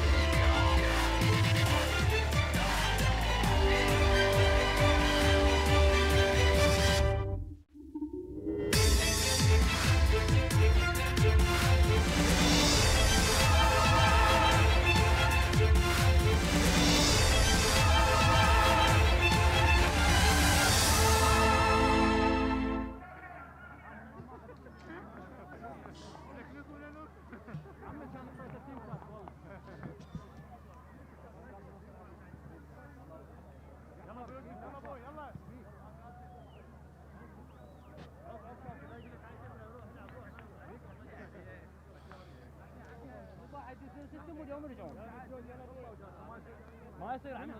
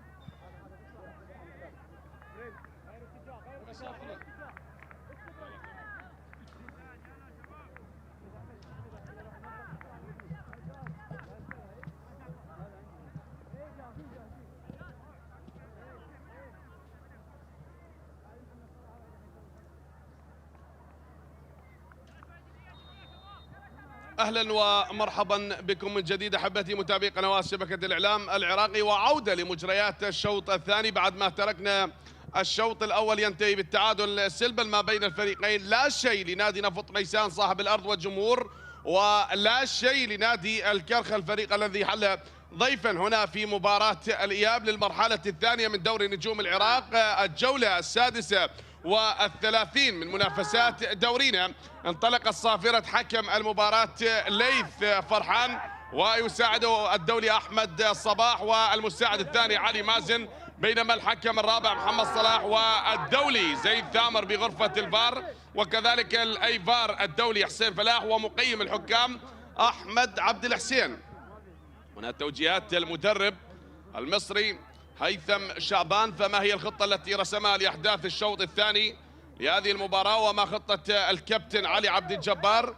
وأكيد كان هناك تشخيص لنقاط الضعف التي حصلت في الشوط الأول، وأكيد تم معالجة هذه الأمور، والآن نترقب هنا على التنفيذ لهذه الكرة الثابتة لمصلحة نادي الكرخ. أحمد صلاح بالقميص رقم 8 على التنفيذ لهذه الكرة من أحمد صلاح، يلعبها الآن، وهنا تأتي العرضية، كرة بالرأس عدت وقريبة هناك للحارس أمجد رحيم، حارس نادي نفط ميسان. لعب لنادي نوروز، وتمريرة من أمجد رحيم باتجاه لاعب عباس فاضل، لاعب لمنتخبنا الشباب، وأيضا شارك مع منتخبنا الشبابي في كأس العالم وأيضا في بطولة غرب آسيا. وهناك بنقلة لمصلحة نادي نفط ميسان، والخطأ لمصلحة المدافع علي حسين بعد التدخل بالكرة الماضية من علي حسين، وكايو بعد التدخل أيضا بتلك اللقطة مع اللاعب معروف يوسف النيجيري. معروف، ولا زلنا نترقب السوالي وكابتن الفريق. هذه الكرة وصلت هنا، والخطأ لمصلحة نادي الكرخ حسين حسن، من حسين حسن يلعبها للأمام، أيضا حارس منتخبنا الأولمبي، والكرة بوسط الملعب بتسديدة من أنس مالك تصل للاعب أبو بكر خليفة من أحمد صلاح، يحاول العبور من الجهة اليمنى لكن سجاد، وهناك معروف بالملاصقة مع اللاعب أحمد صلاح، وغادرت أرضية الملعب أحمد صلاح. فعادت الآن مرة أخرى من محمد عبد الرحمن، تعود ليونس غني، العرضية حاضرة من يونس هناك باتجاه اللاعب جعفر عبيس، لكن قريبة من المدافع عباس فاضل. عباس فاضل يتوغل وينتظر، لكن جعفر عبيس بالملاصقة الفردية مع هذا اللاعب، عاد الكرة للاعب علي حسين، وللأمام تلعب طويلة هناك بنقلة لا زالت مستمرة، وتعود من الدفاعات كايو للحارس حسن من حسين حسن، ونقلة للأمام من الحارس حسين حسن بوسط الملعب لأحمد صلاح. يونس غني مر، يونس عدى، ولا زالت مستمرة، بينما تنقطع الكرة هنا وتعود مرة أخرى لجعفر علي لطيف بهذه الكرة القادمة من الصناعات الكهربائية لعلاء الدين الدالي من العقيد السوري، حاول ولكن وصلت للحارس حسين حسن. الكرة سهلة، الكرة الماضية. هذا ثالث هدافي دوري نجوم العراق، وثالث الترتيب بقائمة هدافي دورينا بعد لاعب الشرطة محمود المواس صاحب 19 هدف، بينما صاحب المركز الأول بقائمة هدافي دورينا لاعب القوة الجوية أيمن حسين ب26 هدف، والمواس ب19 هدف، الدالي ب18 هدف، لاعب نفط ميسان مهند علي ميمي لاعب الشرطة كذلك ب16 هدف، وابراهيم توميو لاعب نادي نوروز ب16 هدف، وابراهيم غازي لاعب الحدود ايضا عنده 16 هدف، اوكيكي لاعب النفط ب14 هدف، حسن عبد الزارع ب11 هدف لاعب الزوراء، محمد قاسم نصيف لاعب نادي اربيل ب12 هدف، ومحمود خليل لاعب الكهرباء كذلك برصيد 12 هدف. هذه قائمة هدافي دوري نجوم العراق لهذا الموسم. هل يبقى أيمن حسين بصدارة الترتيب لهدافي دوري نجوم العراق؟ وهنا البحث عن النقاط الثلاثة، هل تكون بجعبة المدرب هيثم شعبان أم بجعبة المدرب علي عبد الجبار؟ ويصالح جماهير نادي نفط ميسان من خلال مباراة اليوم. كما ذكرنا هو خسر مباراته أمام نادي الميناء ب3 أهداف مقابل لا شيء، ولكن هنا من ينتعش بالفوز ويريد الحفاظ على مركزه بترتيب دوري نجوم العراق ويضمن البقاء في دوري نجوم العراق. نادي الكرخ حقق الفوز بهدفين لهدف بالمباراة السابقة أمام نادي نوروز. وهنا المواجهات التي تجمع الفريقين، هذه المواجهة رقم 20 ما بين نفط ميسان ونادي الكرخ. نفط ميسان حقق الفوز ب8 لقاءات على نادي الكرخ، بينما الكرخ فاز ب5 لقاءات، وحضر التعادل ب7 لقاءات ما بين الفريقين. اللقاء رقم 20 وعدت الكرة هناك من اللاعب كوكو بتسديدة من كوكو، وصلت للدالي وبأحضان الحارس حسين حسن. حسين حسن بالخروج الموفق لهذا الحارس حسين حسن. هنا نادي نفط ميسان كذلك يبحث عن 3 نقاط بمباراة اليوم. نادي نفط ميسان لعب 17 مباراة بأرضه هنا بملعب ميسان الأولمبي، لم يحقق الفوز إلا ب3 مباريات، فهو فاز على الميناء هنا بهذا الملعب ب3 أهداف دون رد، وحقق الفوز على نادي كربلاء كذلك هنا بملعب ميسان ب3 أهداف مقابل لا شيء، وفاز على نادي زاخو ب3 أهداف دون رد. بينما خسر هنا بأرضه 5 مباريات، خسر من القوة الجوية 4-0، وخسر من توك 3-0، خسر من نفط البصرة 2-1، ومن الطلبة 1-0، من الشرطة 3-2، بينما تعادل ب8 مباريات هنا بهذا الملعب. بينما خارج أرضه كذلك لعب 18 مباراة، فاز ب6 مباريات وخسر 6 وتعادل 7. اليوم هل ينجح ويحقق الفوز الرابع بأرضه ويسر جماهير الحاضرة هنا بهذا المستطيل بهذا الملعب الأولمبي الذي يحتضن هذه الجماهير وهذه المباراة الجميلة، نادي الكرخ أمام نادي نفط ميسان، لا سيما عند مباراتين متبقية في دوري نجوم العراق. وهناك بنقلة مستمرة من جعفر تأتي العرضية والكرة وصلت لأحضان الحارس حسين حسن، تصل لأحضان الحارس حسين حسن. سيواجه نادي النجف في الجولة القادمة نادي نفط ميسان، وبختام الدوري سيواجه نادي توك، وكذلك نادي الكرخ سيواجه أيضا نادي نفط البصرة. مرت الكرة ولكن هناك بعيد الدالي، انقطعت الكرة الماضية يا أنس مالك وغادرت أرضية الملعب بعد أن تدخل اللاعب علي حسين، وكان أنس مالك قريب ولكنها غادرت أرضية الملعب. نعم، ضاعت على الكرخ كرة الهدف الأول، وكذلك اللاعب جعفر عبيس بعد ما هيئ الكرة الماضية في الشوط الأول، وكانت رأسية المدافع دا سيلفا لاريا التي أبعدها المدافع حسين عامر وأنقذ مرمى فريقه من هدف محقق. الآن يعاد ويتكرر السيناريو لمصلحة نادي الكرخ، فهل ينجحون من خلال الكرة الثابتة؟ وهنا بالراس يأتي الإبعاد، تتخلص وتعود مرة أخرى. نقلة لجعفر ناصر، لا زالت مستمرة يا جعفر. هنا كوكو بوسط الملعب النيجيري يحاول تراجع بهذه الكرة من معروف يوسف، ونقلة لمصلحة نادي نفط البصرة. جعفر ناصر يحاول وكوكو يتقدم، لكن هناك كايو البرازيلي كارلوس كايو أبعد الكرة إلى خارج أرضية الملعب. كرات تهدر، محاولات مستمرة، تبادل هذه الهجمات. شاهدنا هناك من يحاول صناعة اللعب والتوغل، وهناك من يريد التقدم بتحقيق هدف أول بهذه المباراة. هنا من يبحث عن 3 نقاط رغم الغيابات بصفوف الفريقين، وذكرنا خطط المدربين التي رسمت لمجريات الشوط الثاني هي تعزز النتيجة أكيد، والاثنين يريدون ويطمحون لتحقيق الأهداف. فالإبعاد يأتي، تتخلص من دفاعات نادي الكرخ عادة اللاعب علي حسين. هنا لحسين عامر، حسين عامر الاحتفاظ بالكرة من حسين عامر، نقل الأمام لاعب منتخبنا الأولمبي يونس غني لأنس مالك. أنس مالك، هناك عباس فاضل بمواجهة اللاعب أنس مالك. عادت الآن لمجتبى صالح، مجتبى ينتظر تمريرة من مجتبى صالح وللأمام، لا زالت مستمرة. هناك محاولة ولكن الإبعاد حاضر، والكرة غادرت أرضية الملعب بعد محاولة اللاعب محمد عبد الرحمن. حاول محمد عبد الرحمن ولكن الكرة غادرت أرضية الملعب، وعادت الآن لمصلحة اللاعب علي حسين. هنا لسجاد محمد، سجاد الاحتفاظ بالكرة تحت أقدام اللاعب سجاد محمد. تعود مرة ثانية الكرة قريبة ولا زالت هنا علي لطيف، مر يا علي وتحت أقدام جعفر ناصر. تتمرر هذه الكرة والتهيئات هناك من جعفر، وعادت لأحمد صلاح مرة أخرى لتعود هناك لعلي لطيف مرة ثانية، لكن تنقطع يا علي وتعود لمصلحة نادي الكرخ. يأتي الإبعاد من اللاعب حسين عامر. حسين عامر يلعب حسين عامر، وهناك نقلة يا حسين، ولا زالت الأمور مستمرة حتى الآن.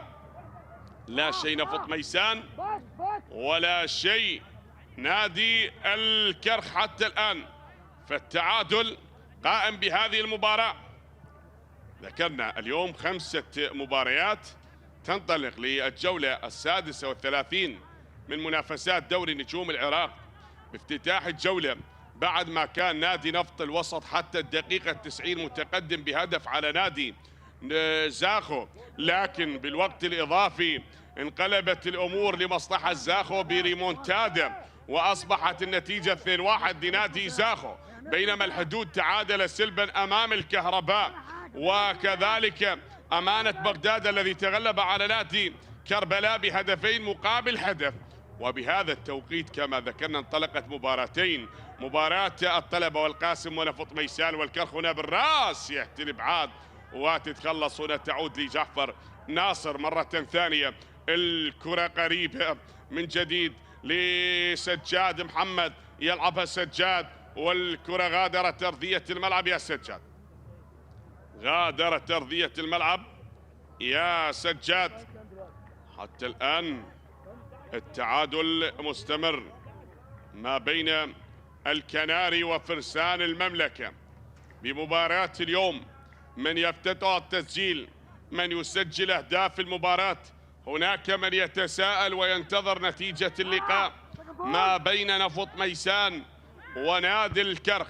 ذكرنا غيابات نادي نفط ميسان وكذلك بالأسماء الغائبة عن نادي الكرخ خلال هذه المباراة. وهناك من جعفر ناصر يحاول، نعم يريد أن يتلاعب بدفاعات الكرخ، وتشاهدون التراجع. والدالي لعب هذه الكرة من الدالي، مرت لجعفر ناصر، تأتي العرضية وغادرت الكرة، غادرت. والدالي كان متسلل باللقطة الماضية، كان متسلل الدالي. غياب اللاعب حسن محمد حبيب، محمد عبد الخالق، عمر نوري، وأيضا حسن خالد، صهيب رعد، حسن علي برهي. هذه غيابات نادي الكرخ، وكذلك صالح جمعة عن صفوف نادي الكرخ، وأيضا غيابات نفط ميسان كما ذكرنا. سجاد جبار بسبب الإصابة، وكذلك محمد سعيد وعلي غلب، بنيامين أكور وعلي حلو. هذه غيابات نادي نفط ميسان عن هذه المباراة. الكرة بوسط الملعب، هناك نقلة. نعم نادي الكرخ في حال إذا حقق النقاط الثلاثة بهذه المباراة فأكيد سيقفز للمركز الخامس عشر بسلم الترتيب لدوري نجوم العراق. ونفط ميسان يبحث عن النقاط الثلاثة ليقفز بسلم الترتيب للمركز العاشر بترتيب نجوم دوري نجوم العراق. لكن حتى الآن والتعادل ما زال مستمر بهذه المباراة، لا شيء لنادي الكرخ ولا شيء لنادي نفط ميسان. هناك محاولة لا زالت مستمرة من محمد، وصافرة حكم المباراة على ما يبدو يطلب استمرارية لعب. سواليو بوسط الملعب من السواليو، وصلت هنا لمصلحة اللاعب سجاد محمد، من سجاد محمد. لا زالت الكرة بوسط الملعب يا سجاد، وعادت الآن من اللاعب معروف. هذا معروف يوسف، معروف يلعبها لعباس فاضل، من عباس هناك نقلة تصل لسواليو، بينما صافرة هناك راية للمساعد لحكم المباراة. وعلى ما يبدو هنا تغيير، سيشرك اللاعب جعفر قاطع وعلاء سعد وأكرم رحيم. 3 بدلاء سيشتركون الآن بهذه اللحظات، أكرم رحيم وعلاء سعد. كذلك أول تغيير يترك أرضية ملعب اللاعب علي حسين، وعلي لطيف أيضا ترك أرضية الملعب، علي لطيف وعباس فاضل. أيضا عباس فاضل ترك أرضية الملعب. زج اللاعب جعفر قاطع بدلا من اللاعب عباس فاضل، وكذلك اشتراك اللاعب علاء سعد بدلا من اللاعب علي لطيف، وأكرم رحيم كذلك اشترك الآن. هذه 3 تغييرات للمدرب علي عبد الجبار، دفعة واحدة. لماذا يفكر علي عبد الجبار؟ كان من الممكن أن يبقى علي لطيف، فتحركاته جميلة وتعزيز خط الهجوم باللاعب علاء سعد، ويدفع بأكرم رحيم بخط الوسط، فهو أيضا يلعب بخط الوسط كابتن الفريق. هذا أكرم رحيم أكثر من 8 مواسم مع نادي نفط ميسان، لكن بعد الإصابة يتعافى ويعود ويكمل بالأشواط. نعم، يدخل دائما بالشوط الثاني ويقدم مبارياته بلمسة الخبرة لهذا اللاعب. الآن يعزز خط الوسط للحفاظ على هذا الأداء بالنسبة لنادي نفط ميسان، وهم يبحثون عن هدف أول من خلال مباراة اليوم. والركنية لنادي الكرخ، أنس مالك على التنفيذ. أنس مالك هو على التنفيذ. يا أنس مالك يلعبها ليونس غني، تأتي العرضية من يونس والإبعاد حاضر.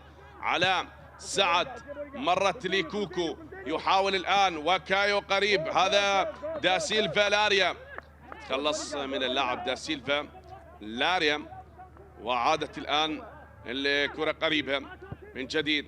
هناك نقلة مرت تحت اقدام اللاعب ابو بكر خليفه، حاول ابو بكر وانقطعت الكره هنا بتسديده، ولكن بعيده بعيده يا محمد عبد الرحمن، ضاعت الى خارج ارضيه الميدان يا محمد عبد الرحمن. غادرت ارضيه الملعب. الكره الماضيه تعود الان لمصلحه نفط ميسان. علاء الدين التالي، جعفر قاطع، من جعفر قاطع عادت بوسط الملعب لأكرم رحيم، من أكرم رحيم، يحاول أكرم رحيم تحت أقدام اللاعب سجاد محمد. هذا السجاد محمد يحاول بهذه اللحظات من سجاد محمد، منقول الكرة هناك بالتسديدة، وصلت للحارس حسين حسن، تسديدة لكنها تصل للحارس حسين حسن، يسيطر على الكرة الماضية. حسين حسن، زلنا نشاهد ونترقب هل يكون هناك هدف ومن يسجل الهدف الأول بهذه المباراة، هل نادي الكرخ أو نادي نفط ميسان؟ نترقب أحبتي، لازلنا ننتظر، وكذلك الاثنين يبحثون عن خطف النقاط الثلاثة لمباراة اليوم. بوسط الملعب محاولة العبور هناك من كوكو، تنقطع ولا زالت الكرة مستمرة، عدت لمصلحة نادي نفط ميسان. يونس غني تنقطع ومستمرة هناك من محمد عبد الرحمن، يحاول الآن محمد عبد الرحمن، يفتقد الكرة محمد وغادرت أرضية الملعب.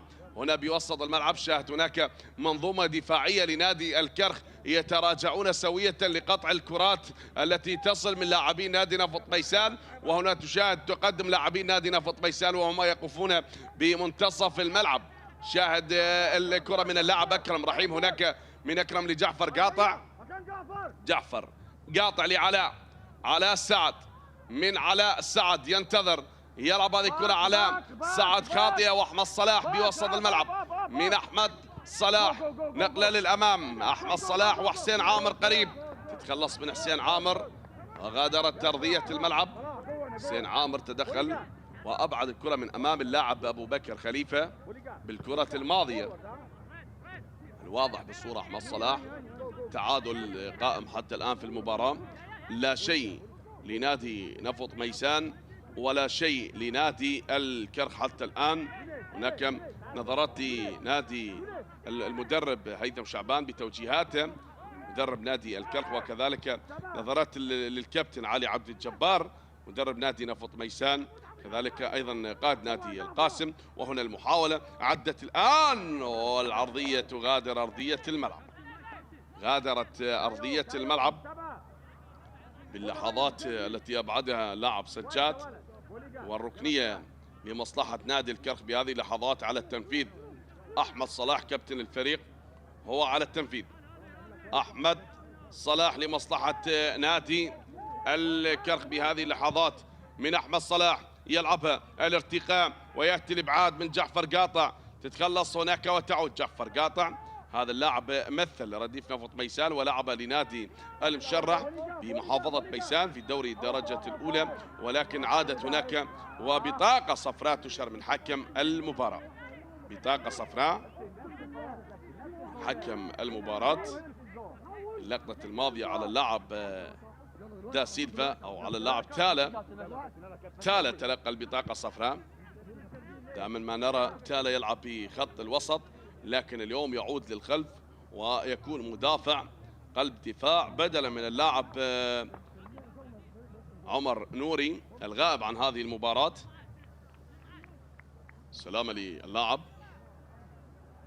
علي، وهنا تغيير لمصلحة نادي الكرخ يترك أرضية الملعب بهذه اللحظات. نعم، محمد عبد الرحمن هو من يترك أرضية الملعب، وأحمد عبد الرزاق يشترك الآن. المهاجم أحمد عبد الرزاق سبق وأن لعب هذا اللاعب لنادي نفط ميسان، لعب لنادي كربلاء، لعب لنادي القوة الجوية، وأيضا لعب لنادي زاخو ونوروز، وانتقل لنادي الكرخ. تعود هناك بنقلة من أحمد، عدت الكرة يا أحمد، ولا زالت الأمور حتى الآن مستمرة بالتعادل بين الكرخ ونفط ميسان في وسط الملعب. تعود من حسين سواليو، يلعب هناك باتجاه اللاعب جعفر، من جعفر قاطع، تأتي العرضية طويلة وبالراس، يأتي الإبعاد، تخلص من كايو وتعود هنا لأحمد صلاح. أحمد صلاح الاحتفاظ والاعتناء بالكرة من أبو بكر خليفة، عدت لأحمد صلاح وطالت على أحمد، لن يتمكن من السيطرة على الكرة أحمد صلاح، وطالت عليه غادرة أرضية الملعب يا أحمد صلاح، حتى عادت الآن هناك لمصلحة اللاعب أكرم رحيم. من أكرم رحيم والكرة لحسين عامر، من حسين عامر بأقدام اللاعب سواليو.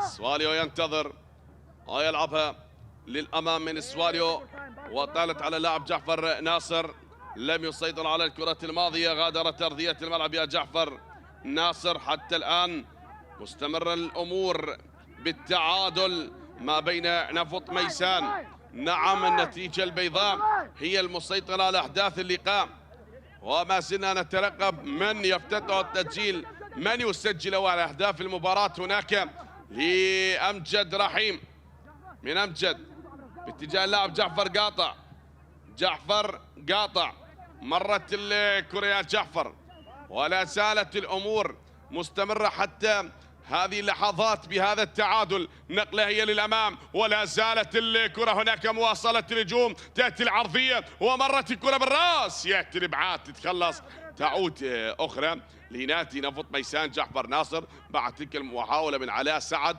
وبالراس أبعدت الآن، وهذه الكرة تتخلص من اللاعب أحمد، أبعدها، عادت هناك لأكرم، علاء سعد، من علاء لجعفر قاطع، جعفر قاطع بالجهة اليمنى، جعفر قاطع، وفي الجهة اليسرى جعفر ناصر. يبحثون عن النصر بهذه المباراة وتحقيق النقاط الثلاثة. نفط ميسان ضغط على دفاعات نادي الكرخ، وهم ينتظرون متى سيأتي الفرج، متى ستأتي الأهداف، ومن يسجل الأهداف بهذه المباراة. أكرم رحيم اللاعب الخبرة يلعبها بوسط الملعب باتجاه اللاعب البديل جعفر قاطع، تنقطع هناك من يونس غني، يونس يحاول لأنس مالك، أنس مالك بهذه الكرة الاحتفاظ، أنس صعبة يا أنس من بين 4 لاعبين، حاول ويريد المرور من بين 4 لاعبين أنس مالك، لكن تنقطع من دفاعات نفط ميسان. ولا زلنا نشاهد بعد أن تدخل كوكو وقطع الكرة من أنس مالك. خطأ كان على اللاعب كوكو باللقطة الماضية. ما زلنا نشاهد أحبتي هذه الكرة، عدت هناك، تأتي العرضية والإبعاد، أنس مرة أخرى من أنس مالك، والعرضية هنا كرة بالراس، يأتي الإبعاد من سجاد محمد. يا سجاد محمد عادت مرة أخرى بتسديد، وأمجد أمجد أمجد يتألق. برافو لأمجد رحيم، يتألق يتصدى ببراعة لتلك التسديدة، كانت قوية جدا، ولكن أمجد رحيم كان متواجد بالمكان المناسب ليتمكن من التصدي للكرة الماضية وينقذ مرمى نادي نفط ميسان. هل يكون التعادل التاسع هنا بأرضه وأمام جماهيره، أم يكون الفوز نعم الرابع بالنسبة لنادي نفط ميسان هنا أمام جماهيره بملعب ميسان الأولمبي؟ عدت هذا الموسم، وهناك بنقلة تصل لعلاء يلعبها لجعفر ناصر، جعفر تتخلص وتعود الكرة هناك بنقلة أخرى بأقدام اللاعب لاريا دا سيلفا. لاريا والكرة بوسط الملعب من دا سيلفا تصل ليونس غني، يونس للاعب دا سيلفا. لاريا مرت بوسط الملعب أحمد صلاح، من أحمد صلاح ملعوبة الكرة هناك لأنس مالك، يلعبها أنس مالك، ولكن يا أنس انقطعت. جعفر لأنس، عادت لأنس مالك وهو يتراجع يبحث عن زميل، يبحث عن رفيق. أنس يعيد الكرة لوسط الملعب هناك بنقلة طويلة من كايو، مرت للأمام، تعود الآن من المدافع حسين لتالا، من تالا وكايو، أبعد الكرة كايو إلى خارج أرضية الملعب. كارلوس كايو هذا المدافع البرازيلي مع نادي الكرخ وللموسم الثاني. كايو مع نادي الكرخ. هناك تغيير آخر بصفوف نادي نفط ميسان، على ما يبدو سيشارك حيدر عبد الرحيم بهذه اللحظات، وكوكو هو من سيترك أرضية الملعب. النيجيري كوكو يترك أرضية الملعب، وحيدر عبد الرحيم سيشترك الآن. حيدر عبد الرحيم لعب لنفط البصرة، لعب لنادي النجف، ويشترك بهذه اللحظات. حيدر عبد الرحيم. علي عبد الجبار يعزز بخط الهجوم، وكذلك يشترك اللاعب حيدر عبد الرحيم بهذه اللحظات بدلا من اللاعب كوكو. وصلت هناك نقلة لجعفر بوسط الملعب، جعفر قاطع على سعد، هو من يحاول. على سعد، تأتي عرضية على سعد وتصل لأقدام اللاعب جعفر قاطع، مر جعفر قاطع وتتخلص الكرة من لاريا، أبعدها دا سيلفا. لاريا إلى خارج أرضية الملعب، ركنية لنادي نفط ميسان. جعفر ناصر، وهناك البدلاء سين مطر وحيدر محسن بتوجيهاتهم للاعب جعفر ناصر باللقطة الماضية. هذه الكرة عادت، هناك الإبعاد حاضر وطويلة، الكرة تصل لحسين عامر، من حسين قطعت يا سجاد، عادت بوسط الملعب من اللاعب معروف،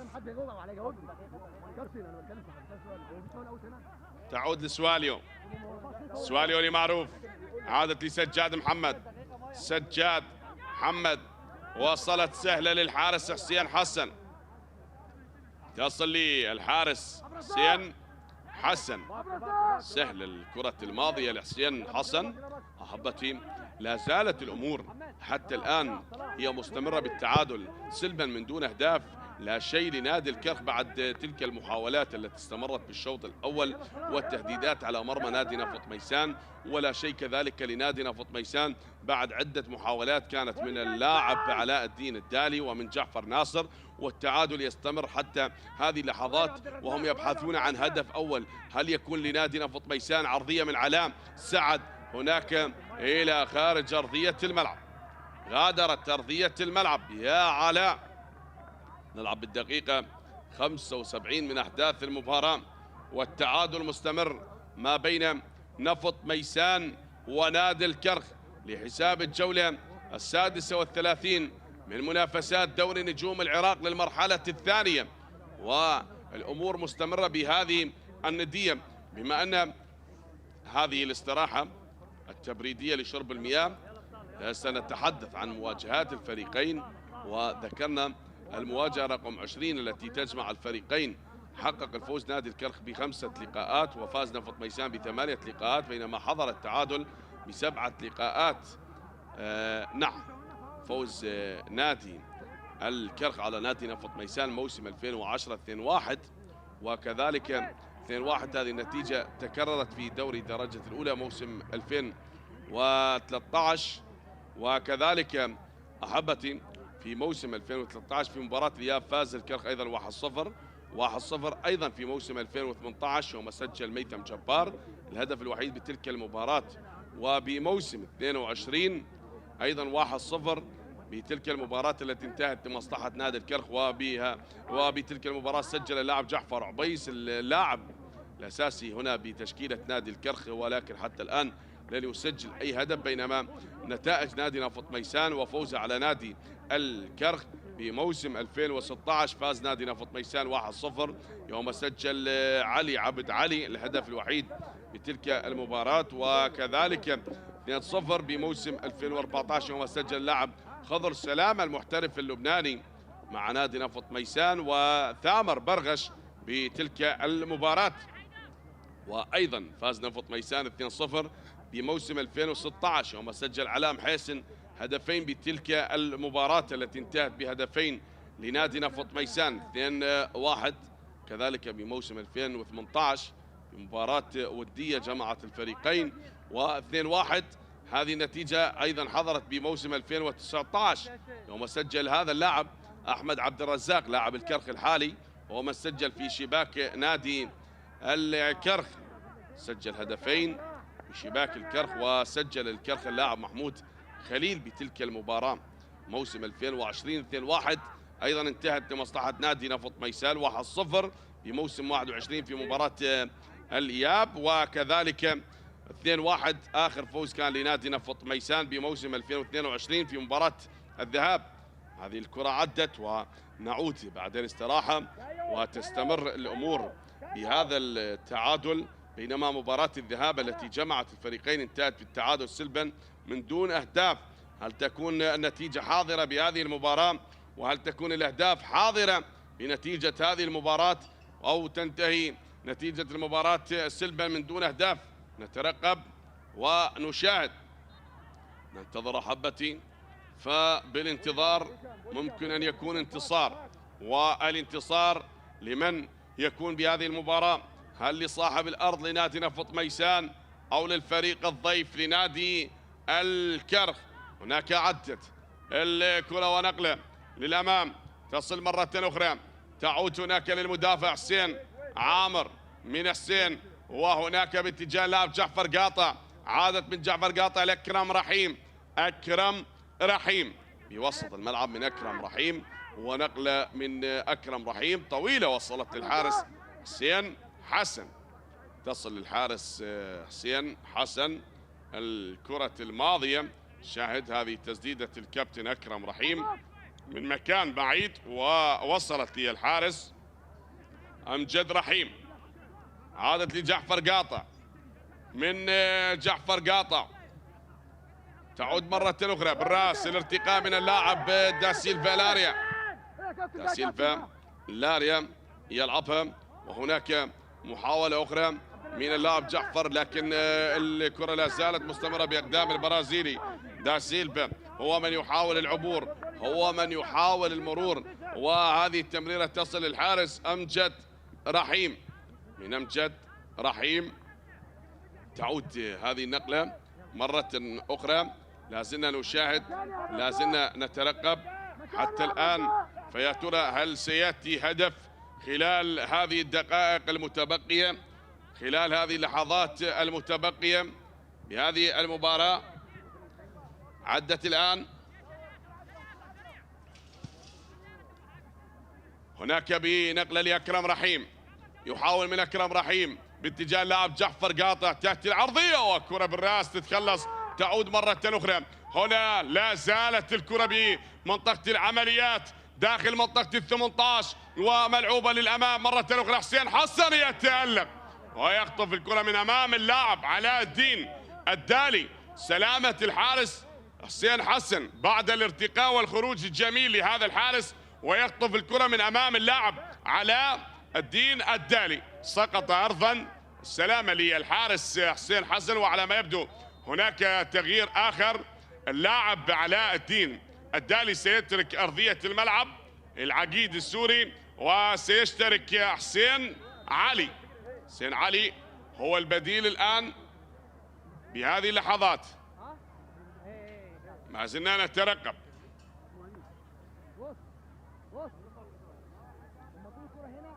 شاهد هذه الإعادة كيف لعبها جعفر قاطع، واشتراك الدالي مع الحارس حسين حسن باللقطة الماضية. ما زلنا ننتظر.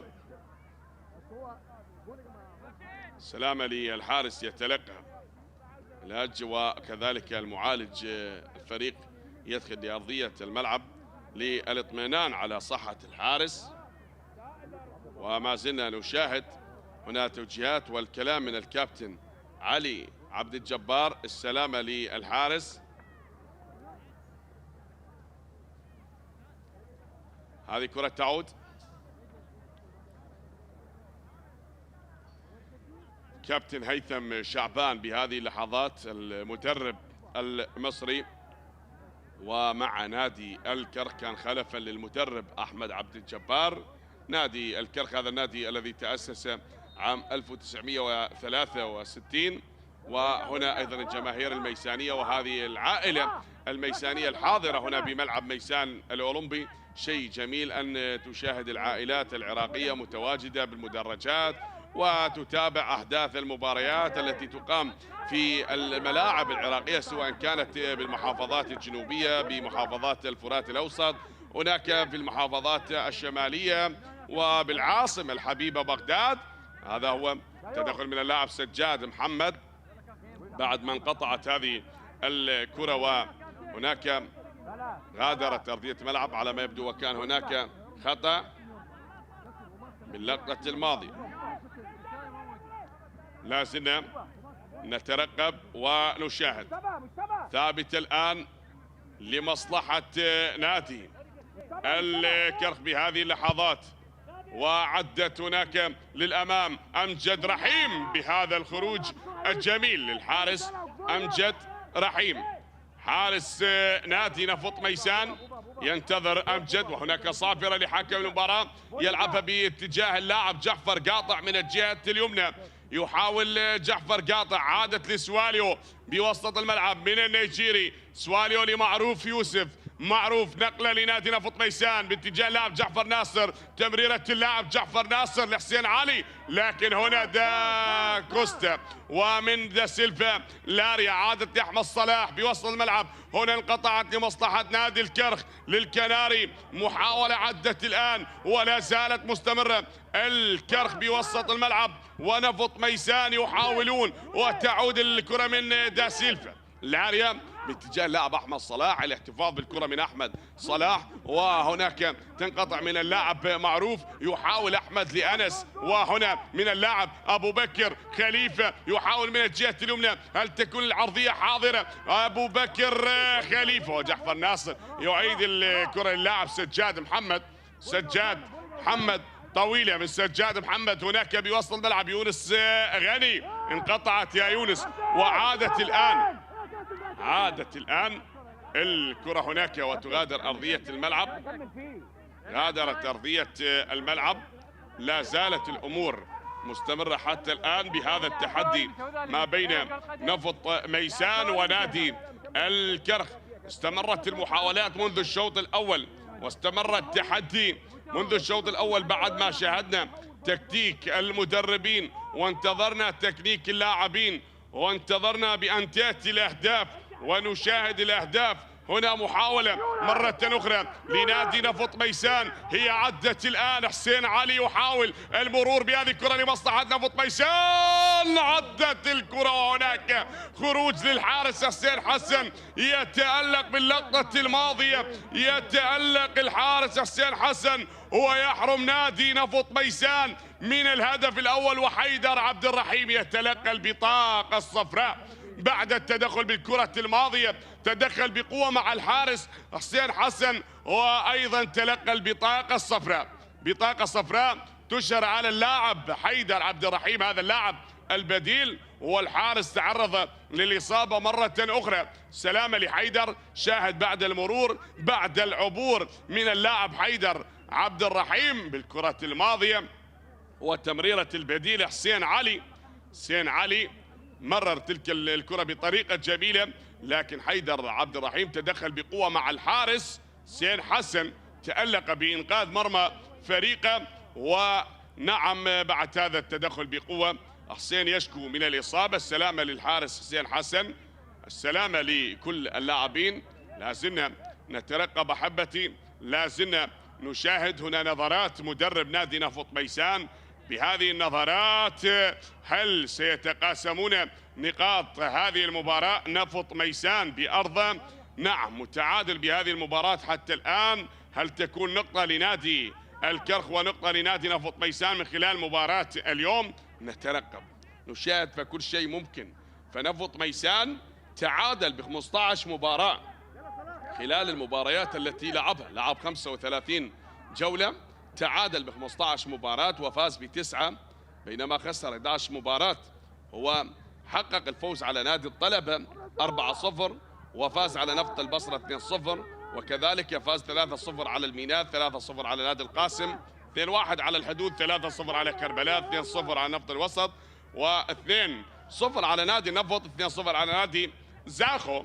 بينما تعادل أمام النجف والزوراء ونفط الوسط وزاخو ونوروز وأربيل والكرخ والنفط وبغداد والقوة الجوية والكهرباء، وكذلك أمام القاسم والحدود وكربلاء ونوروز. هذه المباريات التي تعادل بها نادي نفط ميسان، بينما خسر أيضا 11 مباراة.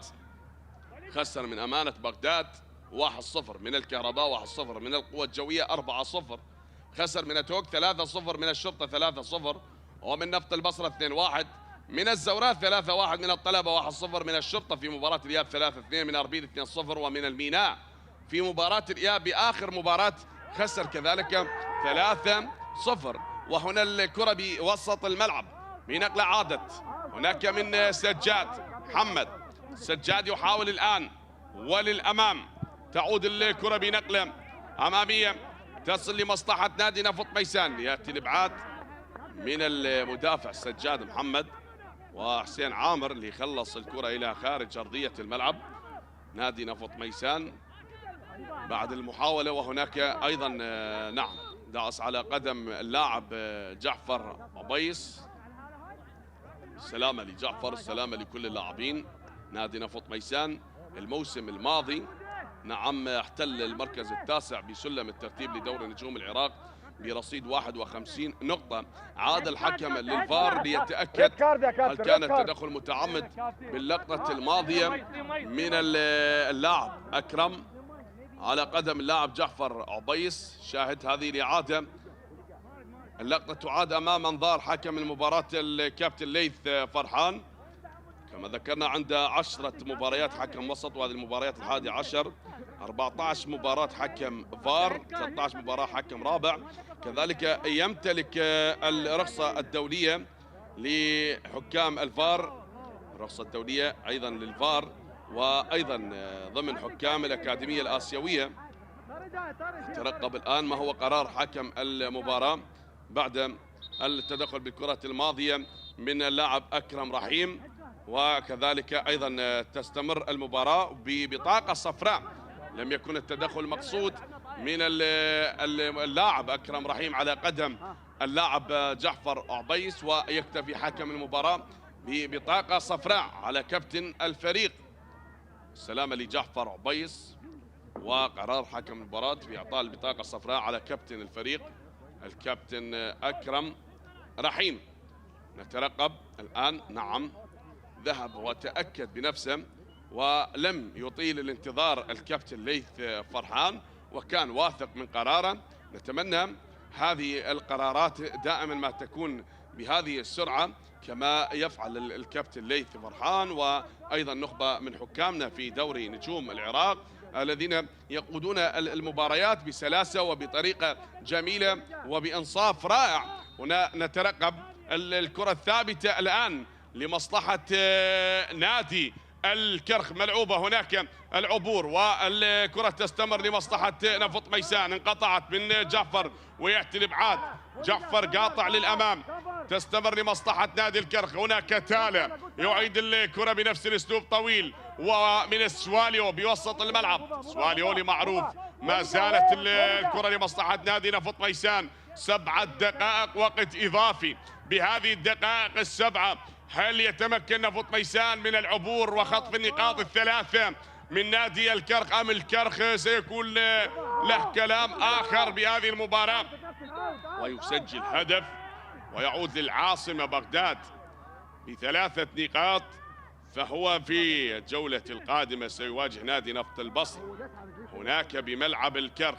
سلامة اللاعب مجتبى، سلامة لمجتبى، مجتبى صالح بعد التدخل بالكرة الماضية. تحدثنا عن نفط ميسان وذكرنا في الموسم الماضي احتل المركز التاسع برصيد 51 نقطة.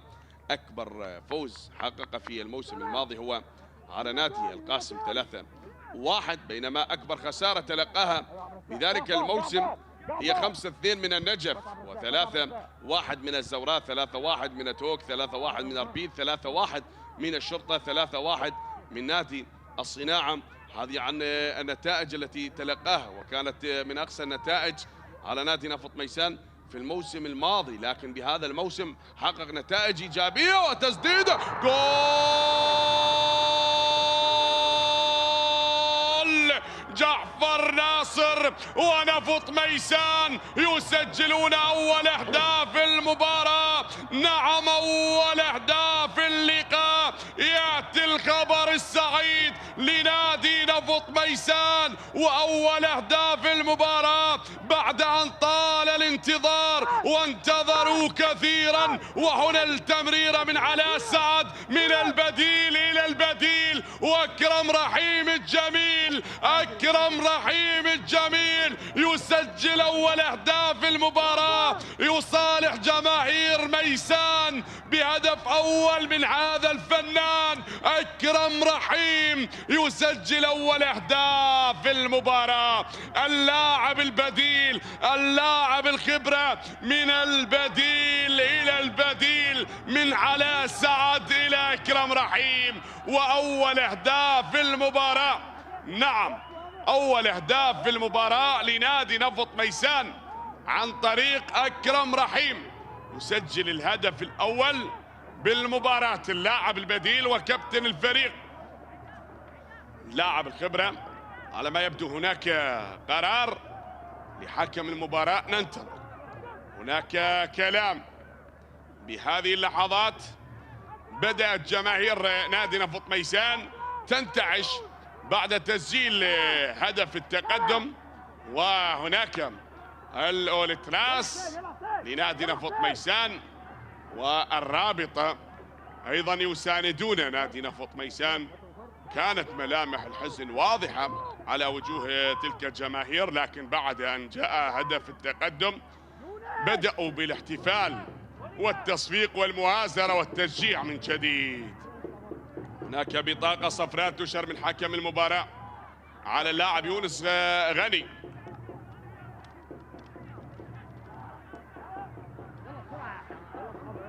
وبطاقة صفراء على اللاعب علاء سعد، اللاعب اللي ساهم واللي صنع الهدف الأول والوحيد بالمباراة حتى الآن. عدت هناك وغادرت أرضية الملعب. استمر الآن محاولات حتى الآن تستمر. 1 نفط ميسان، لا شيء لنادي الكرخ. تقدم نفط ميسان عن طريق البديل بعد الصناعة الجميلة من اللاعب علاء سعد، والتقدم عن طريق اللاعب أكرم رحيم بهدف دون رد. هل ينجح نادي الكرخ ويعدل نتيجة المباراة، أم يستمر التقدم بهدف مقابل لا شيء؟ ممكن بالانتظار يكون هناك انتصار. لا زلنا ننتظر هل يأتي هدف يعدل نتيجة المباراة ويعيد الأمور إلى التساوي من جديد وتكون كفة بكفة، أم يبقى التقدم لصاحب الأرض لنفط ميسان بهدف دون رد. هذه عدت الآن، هناك نقلة ممكن جعفر عبيس التعادل. لا لا لا لا، ضاعت على الكرخ، وهناك صافرة يا جعفر عبيس، ضاعت على الكناري يحمى الصلاح. نعم، بهذا الأسيست الجميل وبهذا التقدم. هل كانت هناك راية؟ هل كان هناك تسلل على اللاعب جعفر عبيس باللقطة الماضية؟ والكرة مرت كذلك في جوار القائم الأيمن وأمجد رحيم. سقوط الحارس أمجد رحيم على أرضية الملعب، ولا زالت الأمور مستمرة حتى الآن بتقدم نادي نفط ميسان بهدف واحد لنادي نفط ميسان، لا شيء لنادي الكرخ حتى الآن. ما زلنا نشاهد، ما زلنا ننتظر.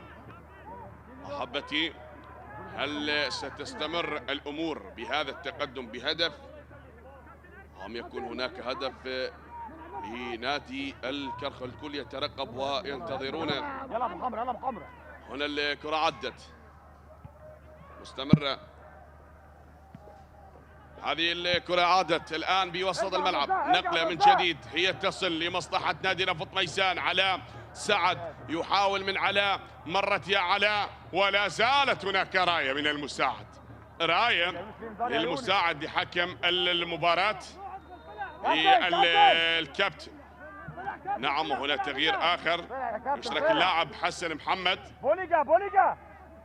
ومن يترك أرضية الملعب على ما يبدو دا سيلفا هو من غادر أرضية الملعب بهذه اللحظات، وأنس مالك من ترك أرضية الملعب. أحبتي، وشاهد الكرة عدت، واحد نفط ميسان لا شيء لنادي الكرخ. هناك الكرة غادرت بعد محاولات استمرت بالشوط الأول وحتى في الشوط الثاني، لكن نفط ميسان بأرضه انتظر كثيرا وطال الانتظار حتى جاء الخبر السعيد من البدلاء بعد التمريرة الذكية من اللاعب علاء سعد، لعبها بالكعب إلى الخلف، وكان أكرم رحيم متواجد بالمكان المناسب ليسجل الهدف الأول لفرسان المملكة. لكن عادت الكرة هنا لمصلحة اللاعب أحمد صلاح. من أحمد صلاح كل شيء بات قريب من النهاية، ونفط ميسان هل ينجح بخطف النقاط الثلاثة أو يأتي هنا هدف ويعدل الأمور ويتقاسمون نقاط هذه المباراة ليصبح الكناري وفرسان المملكة حبايب من خلال مباراة اليوم. لكن على ما يبدو نفط ميسان يرفضون هذا الشيء، وعادت هناك من يونس غني، يونس يلعبها، يلا من يونس، مرت للاعب أبو بكر خليفة، عدت وهنا تنقطع من اللاعب جعفر ناصر بتمريره، وصلت إلى وسط الملعب يا أبو بكر خليفة، وحكم المباراة يطلب استمرارية اللعب وللأمام. طويلة الكرة بالرأس، هي تتخلص لأحمد صلاح، وصلت هناك للحارس أبو ذر عبد السادة. وتلك المحاولات لا زالت مستمرة حتى الآن. نعم، المنافسة تستمر ما بين نفط ميسان ونادي الكرخ.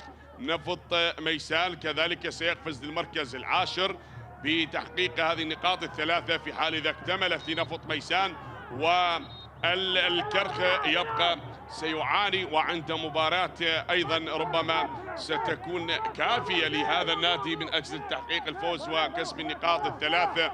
لكن أحيانا الأمور لا تسير كما تخطط لها، بل سارت عكس توقعات نادي الكرخ من خلال هذه المباراة. فطموح نادي نفط ميسان هو أيضا تحقيق النقاط الثلاثة بعد أن تلقى تلك الخسارة من نادي الميناء.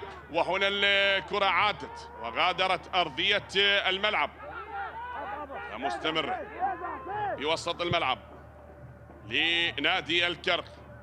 وللأمام تنقطع من دفاعات نفط ميسان. جعفر، تعود يا جعفر، طويل الكرة للاعب أبو بكر خليفة، تعود من أحمد عبد الرزاق، يلعبها بالعارضة، ممكن جول.